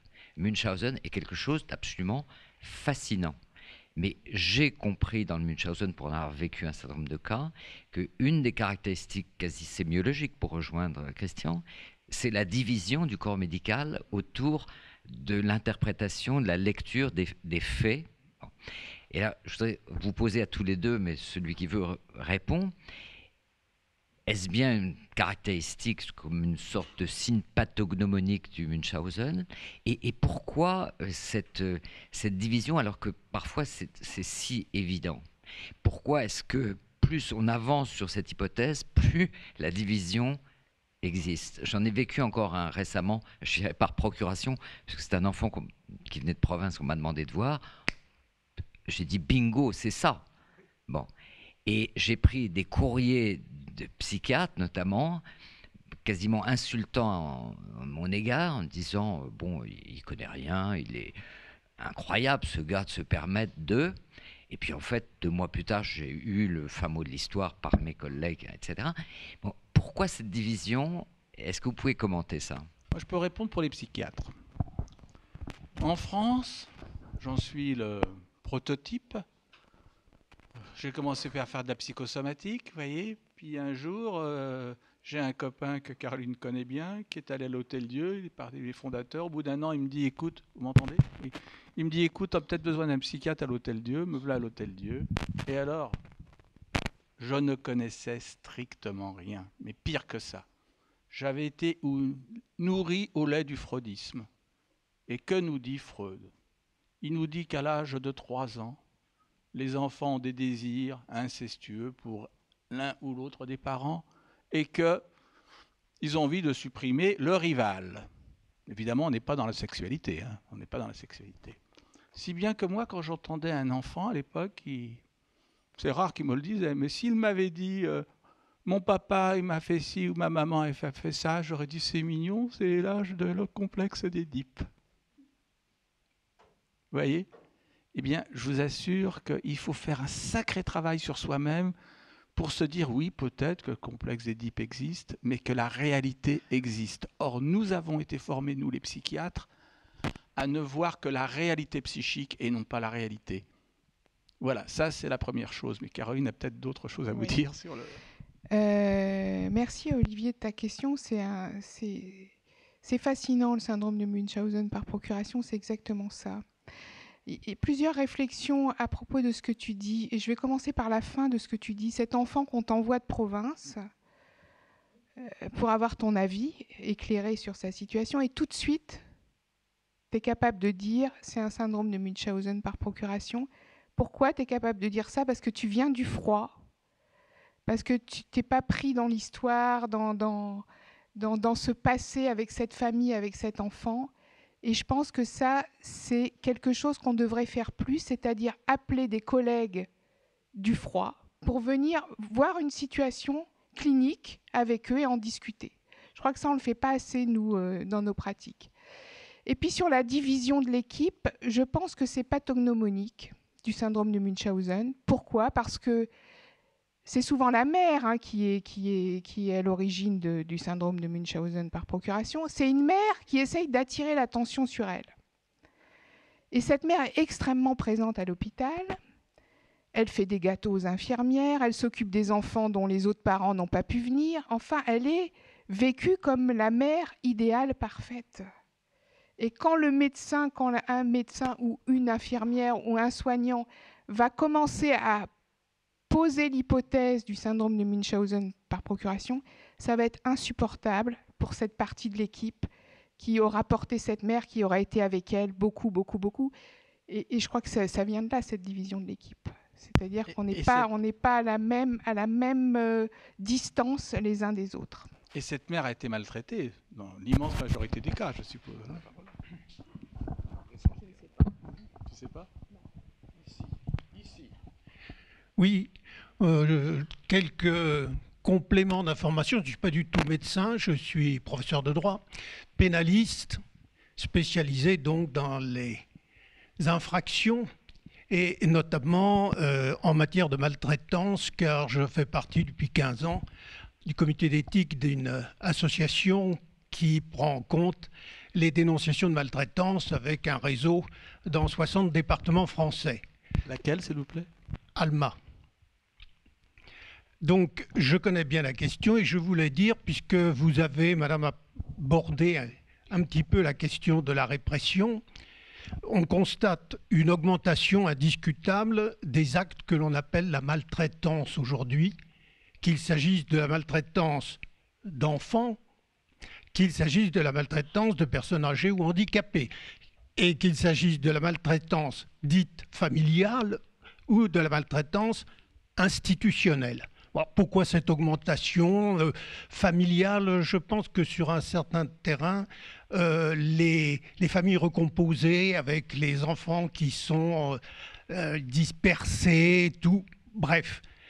Il y a d'autres raisons de la multiplication de ces affaires, la disparition, comme vous l'avez dit, d'une certaine omerta qui gardait ces affaires sous le sceau du silence. Et puis le rôle des associations dont je parle, dont je fais partie et qui sont là. Alors le problème de la répression, puisqu'il n'y a pas que la prévention, est un problème très délicat au regard du droit pénal, parce que si vous prenez le code pénal index alphabétique, le mot maltraitance n'existe pas. Il n'y a pas de délit de maltraitance. Pourquoi ? Parce que la loi pénale doit définir précisément les éléments constitutifs des infractions et que c'est absolument impossible en matière de maltraitance compte tenu de la diversité des actes susceptibles de constituer la maltraitance. Contre les personnes, en matière de mœurs, atteinte au patrimoine des personnes âgées, etc. Alors il faut qualifier, mais on constate, et c'est là où je voulais en venir, on constate au cours de ces dernières années une tendance par certaines lois à créer un régime permettant de poursuivre plus plus sûrement et plus complètement la maltraitance à travers les infractions qu'elle peut constituer. Je prends un exemple pour les personnes âgées ou handicapées. On incrimine aujourd'hui les actes qui leur sont préjudiciables. Et on avait pensé longtemps que c'était un préjudice matériel. Non, la jurisprudence dit un préjudice moral.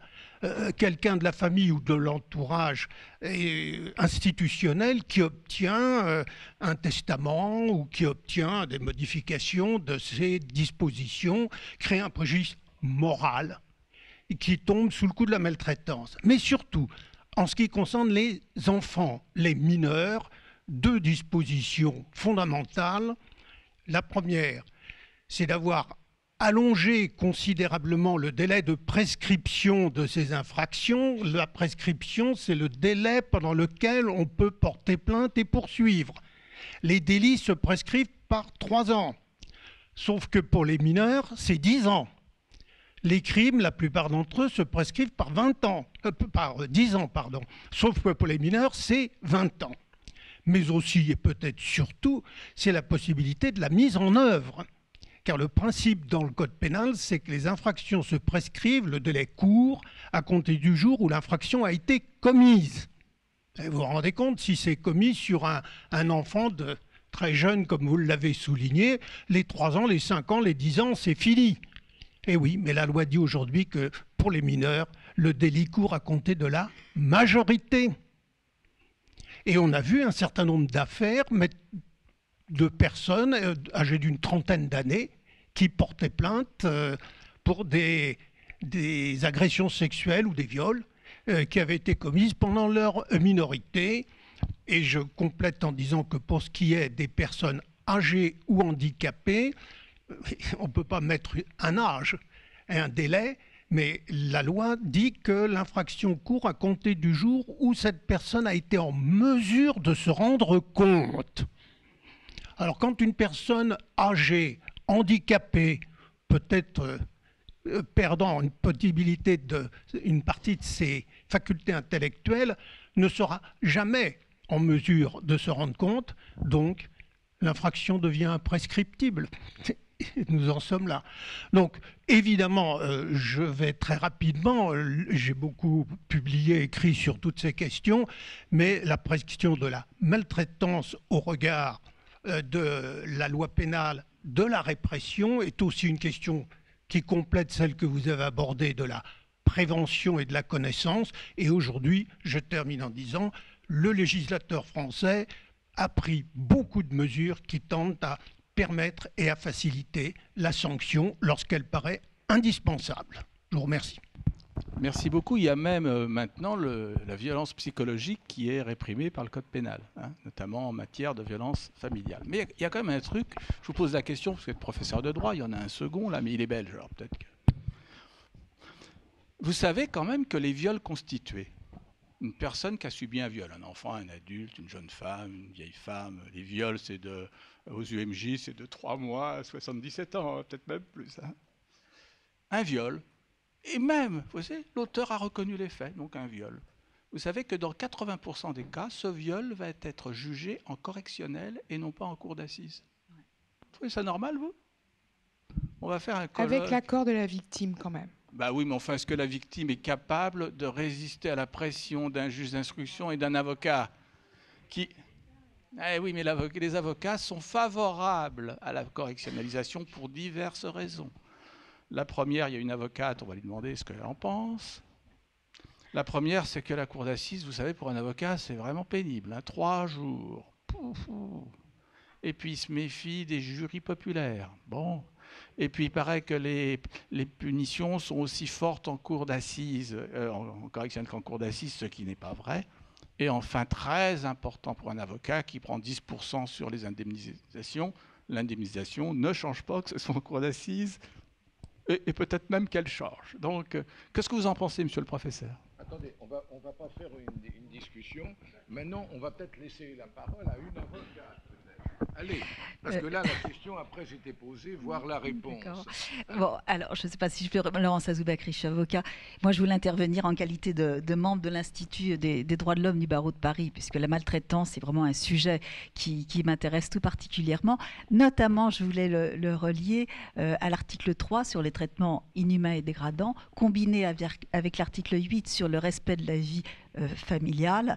Et je pensais, en vous écoutant, à un arrêt de la Cour européenne des droits de l'homme, qui est d'ailleurs, le siège est à Strasbourg, donc il y a 47 pays qui jugent, avec 17 juges lorsqu'il s'agit des grandes affaires. Et je pensais à une affaire anglaise. La Grande-Bretagne avait été condamnée notamment pour un problème de maltraitance. C'est une affaire qui se passait à l'école et c'était une institutrice qui donnait des coups de règle sur les doigts des enfants. Eh bien voilà le premier seuil de la maltraitance. Vous voyez, donc il y a des seuils dans la maltraitance et je pense qu'il faut peut-être le rappeler parce que c'est un point important. Voilà. Concernant la première question que tu posais sur les problèmes de qualification entre les assises et correctionnelles, c'est vrai que en qualité d'avocat, si j'arrive à demander la requalification au correctionnel, je tente de le faire. Voilà.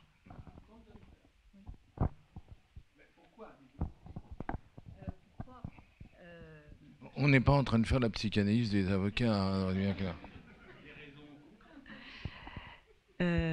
C'est dommage, j'entends.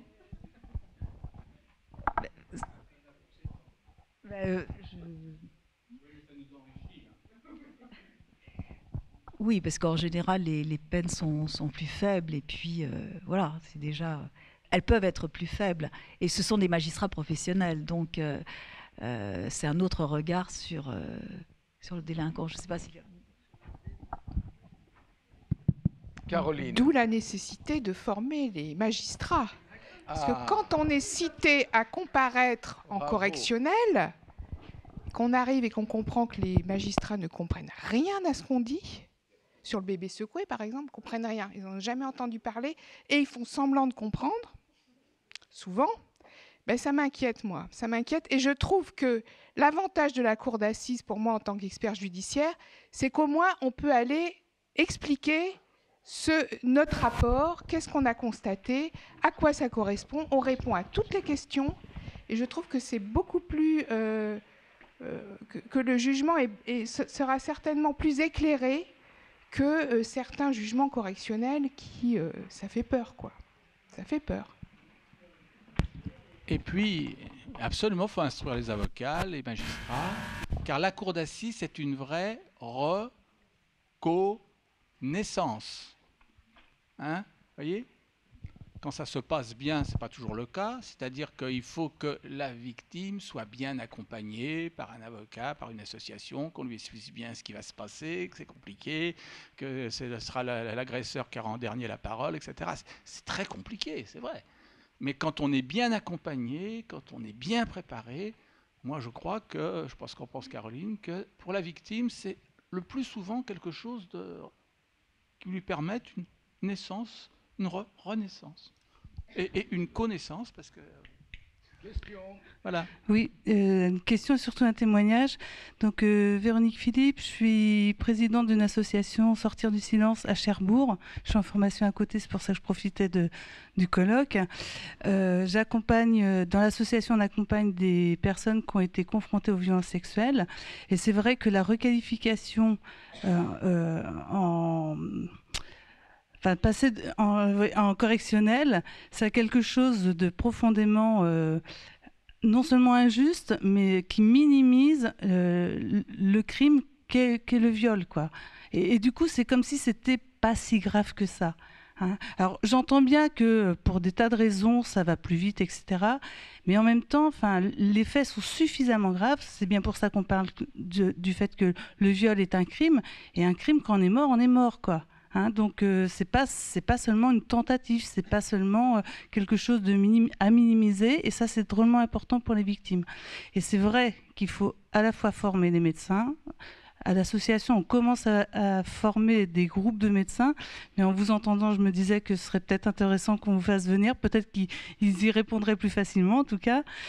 Et on essaie aussi de former les avocats. On a fait un colloque avec les avocats justement pour mesurer les implications et le fait que l'accompagnement, vous le disiez fort justement tout à l'heure, c'est tout le monde qui est concerné. C'est pas seulement le médecin, c'est pas seulement l'avocat, c'est pas seulement le travailleur social ou l'association, c'est tout le monde. Et il y a besoin véritablement de ce travail en partenariat pour que ça soit efficace pour la victime.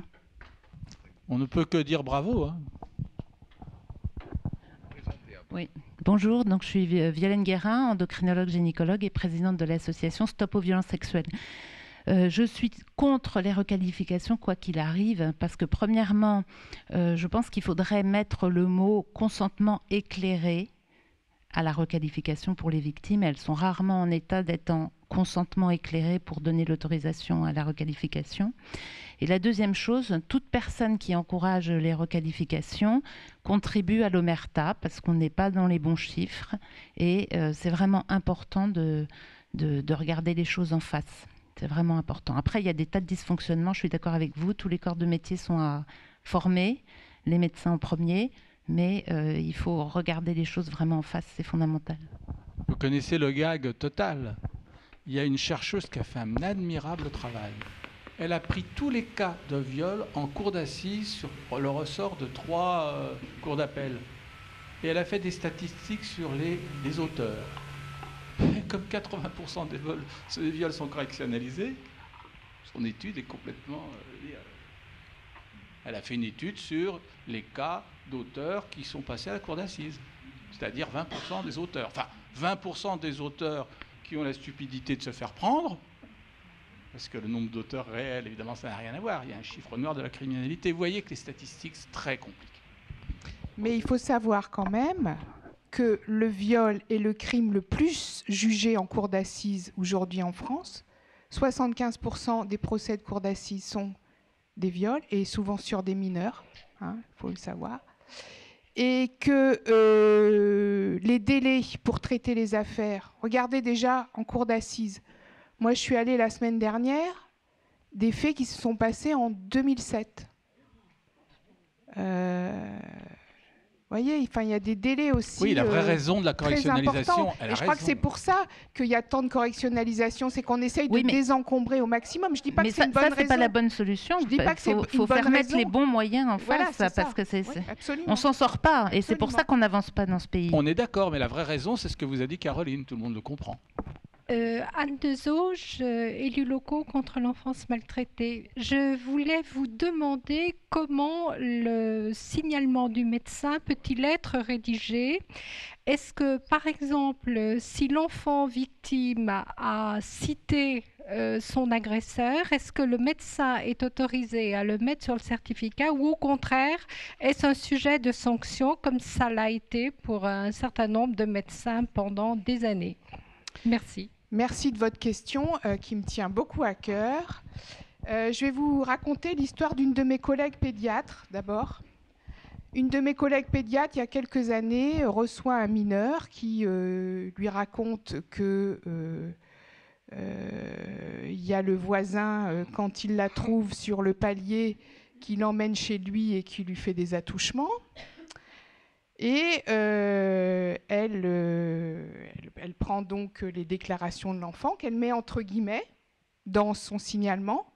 Elle dit, l'enfant me dit, ouvrez les guillemets, Monsieur Tartampion me touche la zézette quand je le rencontre dans l'escalier. Et elle ferme les guillemets. Donc elle a mis la parole de l'enfant et elle donne le certificat médical à la mère qui a donc demander l'examen. Et cette mère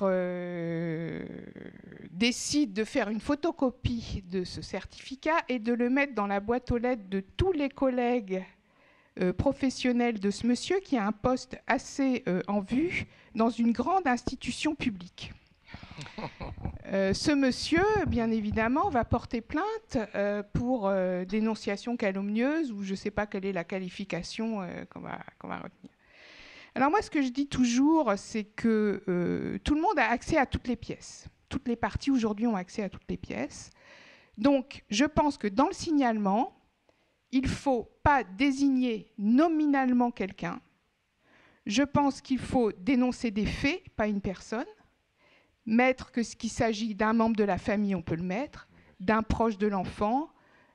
À charge après, puisqu'il y aura une enquête ouverte, sur audition, sur procès-verbal, de bien évidemment dire tout ce que l'enfant aura dit concernant cette personne pour l'identifier. Je pense qu'il faut, voilà, c'est la seule prudence que j'ai pour éviter des poursuites, parce qu'il y a des agresseurs qui sont redoutables et qui essayent, nous aux UMJ, on a des auteurs qui nous téléphonent pour essayer de nous intimider, nous dire qu'ils vont porter plainte contre nous, contre le service, au Conseil de l'ordre, qu'on va, il faut savoir, surtout dans les violences conjugales, c'est surtout ceux-là qu'on voit qui sont les agresseurs désignés par la plaignante, ils essayent de nous intimider. Donc je pense que la prudence, c'est de mettre les paroles de l'enfant entre guillemets en ne mettant pas nominativement la personne en cause, mais en disant un peu quel est son lien par rapport à l'enfant. Et ensuite, de toute façon, le parquet demandera à la brigade des mineurs ou à un service spécialisé de venir vous entendre, puisque c'est vous qui avez recueilli les premières paroles de l'enfant. Et à ce moment-là, vous pourrez dire sur procès verbal tout ce que vous avez à dire. Personne ne pourra vous poursuivre. Oui, parce que le Conseil de l'ordre poursuit les médecins qui citent nommément quelqu'un. C'est évident, c'est marqué. Vous savez, alors c'est extraordinaire parce qu'il y a le code de déontologie et il y a les commentaires que font les médecins. Les commentaires, c'est quand même... et les commentaires ne sont pas tellement favorables aux victimes, c'est clair et net. Clair et net. Alors, il y a eu des erreurs parce qu'on ne donne pas un certificat comme ça à une dame. C'est un certificat comme celui de Caroline. On le faxe au procureur de la République à qui on téléphone, etc. Elle a fait des erreurs. Sur le coup de l'émotion, on peut comprendre. Mais vous voyez bien que c'est le médecin qui a fait cette erreur. Pourquoi ? Parce qu'il n'était pas assez formé. Soraya Zazou, psychiatre et pédopsychiatre. Merci pour vos excellentes interventions. J'ai une question au docteur Caroline Rey. Dans l'étude que vous avez publiée, que vous avez présentée, qui était très intéressante, est-ce que vous avez eu le profil psychologique et mental des parents maltraitants ? Pas du tout, et ça ne m'intéressait pas du tout, je dois vous dire, à cette époque-là. Il y a plein de données que je n'ai pas recueillies à ce moment-là avec ma collègue. Nous, on était focalisés sur les aveux. Et on n'a pas, par exemple, est-ce qu'il s'agit du premier enfant, l'âge des parents, l'âge des personnes mal. On n'a pas fait un profil des auteurs. Voilà, ça, on n'a pas du tout fait. On a été prise par... la clinique, et malheureusement aujourd'hui on le regrette parce que beaucoup de gens nous posent des questions. Est-ce que c'est le premier enfant ? Quel âge avaient les parents ? Qu'est-ce qu'ils ont fait comme études ? Quel était leur niveau socio-économique ? Voilà, ça on l'a pas fait. J'ai ici à côté de moi, je vous les présente, les étudiants du M2 d'éthique, alors qui ont écouté bien entendu votre conférence. Et donc, je vais leur demander si l'un ou l'une d'entre eux ont une question à poser, voire éventuellement un commentaire à faire. Vous savez, les questions d'éthique qui sont encore marquées là, donc a priori, ça devrait vous aider un peu quand même. Allez, on va commencer au hasard. Je peux en même de normalement. C'est peut-être une maltraitance que te donner... On va faire un signalement. Hein. Il va falloir. Ça a été quand même le major. Quand même, donc. Je me pose une question par rapport à ce que vous venez de dire. On parle beaucoup dans les débats contemporains de la famille, de la légitimité de la famille, de la biologie. Est-ce qu'on n'est pas finalement là dans l'éthique, d'une visée éthique, d'une intrusion de la société, du médecin même dans sa relation avec le patient, avec les parents ? Et quelque part qui s'oppose à cette conception biologisante, on va dire, de la famille. C'est-à-dire que pourquoi mettre de l'éthique sur quelque chose qui est biologique ? Et tant qu'on aura la confrontation des deux perspectives, est-ce qu'il y aura une véritable possibilité de sortir, de briser les tabous ? Puisque finalement, si c'est de la biologie, c'est pas de l'éthique. Si c'est de l'éthique, c'est plus réellement de la biologie, et ainsi de suite. Je vais prendre ma casquette. Moi, j'ai rien compris, donc je vais pas répondre. Moi, j'ai compris ce qu'il veut dire. Caroline, ne t'inquiète pas, c'est un philosophe. Voilà, j'ai pris... Je Moi, prends ma casquette. Mon cher Christian, j'ai un DESS de philosophie, donc je devrais comprendre, mais je ne comprends pas la question. Mais c'est pour ça qu'il a été le major, c'est pour ça. C'est normal. Je reprends ma casquette sur le biologique. Parce que ça, c'est un truc extraordinaire. Vous avez vu récemment un enfant accouche sous X, il est adopté dans une famille. Oui, une mère, excuse-moi, un enfant accouche sous X. Bon. Et évidemment, une mère accouche sous X, l'enfant est placé dans une famille où il s'intègre bien, le père apprend, le père biologique apprend, etc. Et les juges veulent lui remettre cet enfant. Eh bien, moi, je suis désolé. Un enfant, c'est pas un sperme et un ovule. Et je suis vraiment, je peux l'affirmer parce que nous dit l'hypnopsychiatrie? Elle nous dit que ce qui est manifeste dans une société, occidentale par exemple, et donc ce qui est refoulé, ben le refoulé, on le voit dans d'autres sociétés. Vous voyez ce que je veux dire? Donc nous, oh là là, le sperme, le sperme, le sperme, le sperme, on est même capable de déterrer un cadavre pour savoir si on est la fille de je ne sais plus comment, quel chanteur. Ben oui, mais je le savais, mais je ne voulais pas le dire. Bon, Yves Montand. Eh bien, figurez-vous que les Romains, alors vous savez aussi que pater semper incertus, mais mater certissima. Ah, ben ça c'est sûr, si vous faites des statistiques. Bon. Et le père est incertain, la mère toujours certaine. C'est dans le, hein? Non, mais on est dans le symbolique là. Et puis on est même dans la réalité. La mère, c'est à peu près certain, mais le père, on ne sait jamais. Eh bien, ça a une fonction très importante. Parce que le rôle du père, normalement, et puis maintenant, c'est vrai, mais symboliquement, c'est de donner son nom et de se comporter comme un père. D'ailleurs, les Romains ne s'y trompaient pas. Ils prenaient l'enfant, ils le brandissaient, ils disaient « c'est mon fils, c'est ma fille, basta ». Mais allons en Afrique, une autre culture, d'où notre refoulé va apparaître. Un roi qui a 45 épouses, ne pensez pas qu'il est le père des 45, il le sait très bien. Eh bien pourtant, il donne son nom à tous les enfants et il est le père de tous ses enfants. Vous allez me dire, bon, eh bien on va aller plus loin. Chez les Yorubés du Nigeria, une femme ménopausée peut devenir père d'un enfant. Elle n'est pas stupide au point de s'imaginer qu'elle est le géniteur de l'enfant. Elle lui donne le nom, pour tout le monde elle est le père, et l'enfant l'appelle papa. Vous voyez que on peut vraiment discuter cette histoire de sperme. Pour moi, un père ou une mère, c'est pas un sperme et un ovule. Bon, pour moi, mais enfin, pour la loi, c'est pas tout à fait ça. Merci pour la réponse, ça éclaire la question. Mais c'est ça la réflexion éthique. Regardez, c'est des questions. C'est superbe quand on a une réponse. Alors, ah, très bien. Merci. Très bien, vous avez tout à fait le droit. Bonjour, je suis un simple être humain, c'est ce que je veux dire, je ne veux pas me mettre d'étiquette. J'écoute tout ce qu'on dit, on parle de formation en permanence, on dirait qu'il y a des endroits bien un peu cachés, des institutions, etc. Pour ma part, je constate la maltraitance au quotidien, tout simplement dans la rue. Combien de fois des assistantes maternelles, soi-disant qualifiées pour s'occuper des enfants, hurlent sur les enfants, fichent une claque, le maltraitent. Et moi, je pense qu'il faudrait travailler justement auprès de nous tous citoyens pour voir ce qu'on peut faire comme comportement. Et je vous le retourne, qu'est-ce qu'on pourrait justement élaborer comme comportement, d'intervention ou non, face à ces gestes-là, parce que personnellement, ça m'est insupportable.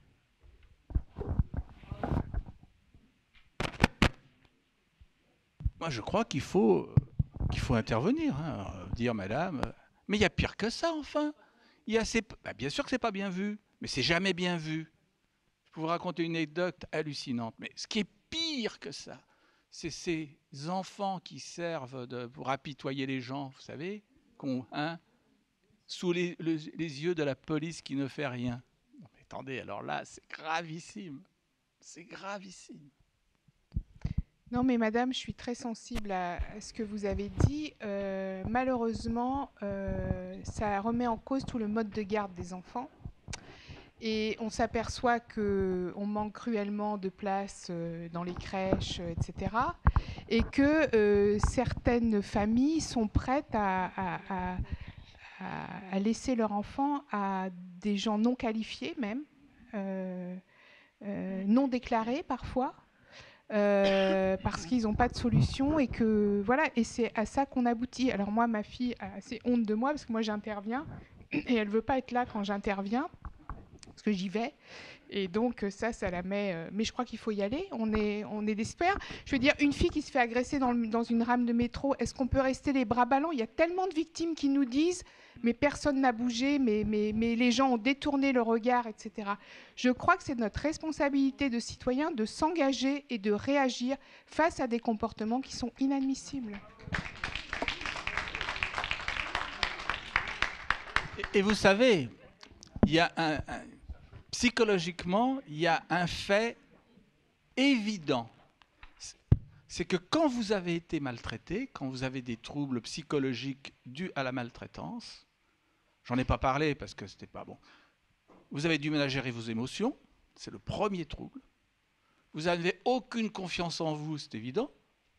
Et le troisième trouble, c'est que vous avez tendance à répéter littéralement ce qui vous est arrivé tout au long de votre vie. Or, les enfants qui ont été maltraités, les femmes qui sont violentées à la maison, les gens qui ont subi des maltraitances ont tendance à déclencher chez les interlocuteurs, les médecins, tout ce qu'on voudra, des réactions de rejet, des réactions violentes.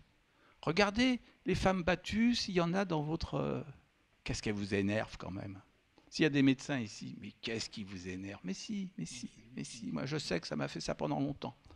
Donc, en plus, les enfants qui ont été maltraités, eh bien, ils ont tendance à faire en sorte inconsciemment qu'on continue à les maltraiter. Ça veut dire aussi que là encore, et Caroline a raison, il faudrait former les assistantes maternelles, les professeurs, les médecins et tout le monde, les policiers, à ne pas se comporter comme des agresseurs avec les victimes d'agressions, ce que l'on fait en permanence. Et il faut les former ensemble. Je crois que la faculté de médecine, elle pourrait s'ouvrir pour former à côté des médecins les autres professions qui interviennent. Je veux dire, on peut faire des formations interprofessionnelles avec des médecins, des avocats, des magistrats, des policiers, pourquoi pas? On va le faire ensemble, ça sera tout à fait... Non, mais c'est important. Suite à ce qu'on a fait à la Sorbonne, c'est une plus que bonne idée. Madame, vous présentez... Martine Gaillard, je suis médecin anesthésiste, pédiatre de formation. Il y a une chose, et j'ai fait pas mal de SAMU-SMUR, et il y a une chose dont on n'a pas parlé aujourd'hui, c'est l'œil et la formation des médecins des SAMU-SMUR, de tous les urgentistes. Savoir voir, savoir regarder, ce sont les seuls actuellement qui rentrent dans les domiciles. Et au départ, on voit énormément de choses. Le problème, c'est qu'effectivement, il faut le transmettre. Il faut le transmettre encore à des oreilles qui entendent, qui écoutent. Car, comme on a dit, les papiers ne peuvent pas être trop explicites au départ. Moi, personnellement, j'ai vécu quelques situations d'enfants battus, d'adolescents en grande souffrance psychologique. On transmet les messages. Je n'ai jamais été interrogée par un juge d'instruction ou un homme de loi. Pas directement, mais j'ai amené un certain nombre d'enfants avec des hématomes sous-duraux aigus en neurochirurgie. Il y avait mon nom sur la feuille de transport et c'était décrit. Après, je veux dire qu'on ne peut pas être plus réaliste que le roi, mais j'ai jamais refusé de répondre. Alors, madame, sur les dossiers de bébés secoués, les 324 que j'ai étudiés, il y a eu le SMUR pédiatrique qui est intervenu, bien sûr, un grand nombre de fois. Et moi, j'ai lu des auditions de médecins smuristes, de pédiatres de SMUR. J'en ai lu beaucoup.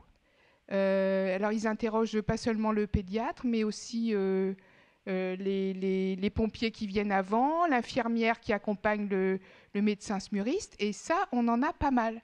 Donc, un jour, ça va vous arriver. Peut-être à retardement, mais ça vous arrivera. Et ma chère Martine, et si tu avais fait un signalement, il serait peut-être toujours vivant. Je ne dis pas ça pour te culpabiliser. Je suis désolé. On essaye de ne pas être trop personnel. Dernière question. Un jeune. C'est important. Tu te présentes. Un jeune étudiant, bien sûr. Voyons. Bonsoir. Je suis étudiant infirmier en fin de formation. Vous avez parlé de la pluridisciplinarité dans l'approche de la violence. Est-ce que vous pourriez donner quelques détails sur l'approche soignante ? Alors, l'approche soignante, merci beaucoup de cette question parce que ça me permet de rendre hommage à mon équipe infirmière et en particulier à Patricia Vasseur, qui est puéricultrice, avec laquelle je travaille depuis 10 ans et qui a écrit un papier remarquable. Si vous me laissez vos coordonnées, je vous l'enverrai, sur le positionnement des soignants aux urgences et dans les services de pédiatrie face à la maltraitance des enfants. Et c'est un papier tout à fait remarquable. Oui, on pourrait l'envoyer et qui explique bien justement, voilà, le positionnement du soignant, qu'est-ce que c'est,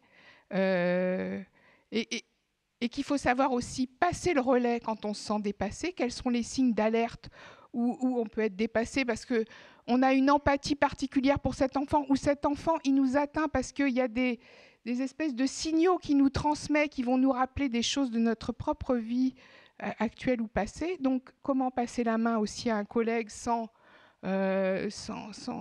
voilà, des bonnes conditions pour bien s'occuper des enfants. Donc ça, je vais le passer, je vais vous le passer à vous, monsieur, et à monsieur le professeur Hervé. Voilà.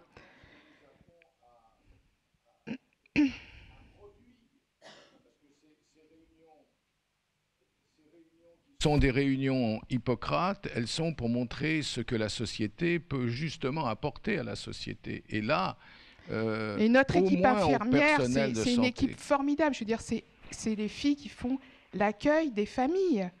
Les gens qui viennent à l'UMJ pour un examen gynéco sur des filles de 4-5 ans, je veux dire, elles ont développé un savoir-faire, une attention à la fois aux mineurs et à leurs familles qui est extraordinaire, quoi. Vraiment, je les remercie. Alors, il faut distinguer deux choses très différentes dans le travail du soignant. Il y a le repérage. Ça, le repérage, ça devrait être tous les soignants. Et souvent, c'est vrai, c'est le personnel infirmier. On a vu ça très souvent à Évry. Parce qu'à Évry, on a un service de médico-légal, elle y a travaillé, elle connaît, on va manger à la cafétéria avec tout le monde, on est connu. Les infirmières viennent nous raconter des histoires incroyables. Un enfant qui avait des condylomes, comment ça s'appelle, vénériens, ça n'a pas du tout choqué. Des choses comme ça. Et c'est souvent les infirmiers, les infirmières qui dépistent les choses plus que les médecins. Et souvent, il y a les médecins leur demandent de se taire. Et ben nous, on leur dit, en tant que citoyen, et on va t'aider, tu peux faire un signalement. En tant que citoyen. Et puis, il y a le dépistage. Alors, le dépistage, c'est eux. C'est les urgences médico-judiciaires. C'est des experts psychiatres ou psychologues. Il ne faut pas confondre le repérage et le dépistage. Et d'ailleurs, dès qu'on a repéré, il faut arrêter les frais. Parce qu'il ne faut pas trop interroger l'enfant pour ne pas faire des suggestions, pour ne pas lui greffer des souvenirs, etc. Il faut surtout arrêter. Elle vous l'a dit, Caroline, nous ne sommes pas des flics, nous ne sommes pas des juges, nous ne sommes pas des enquêteurs. On signale. On signale parce qu'on a un doute. Le doute, ce n'est pas votre problème en tant que soignant, c'est le problème, après, de la brigade des mineurs, des UMJ, etc. Donc, pas confondre le repérage, et ça, il faut vraiment mettre le paquet sur le repérage, je vous l'ai dit, il faut poser des questions ouvertes, non suggestives, et le dépistage, c'est un autre problème. Si vous le voulez bien, je vous propose d'applaudir Caroline Ray et Gérard Lopez. Et je vous donne tous rendez-vous, si vous voulez bien, le 20 novembre. Et ce sera le professeur Marie-France Mamzer qui vous parlera de la commercialisation du corps humain. Et là, je crois qu'il y a encore beaucoup de choses à dire qui vont totalement vous intéresser. Donc le 20 novembre. À bientôt.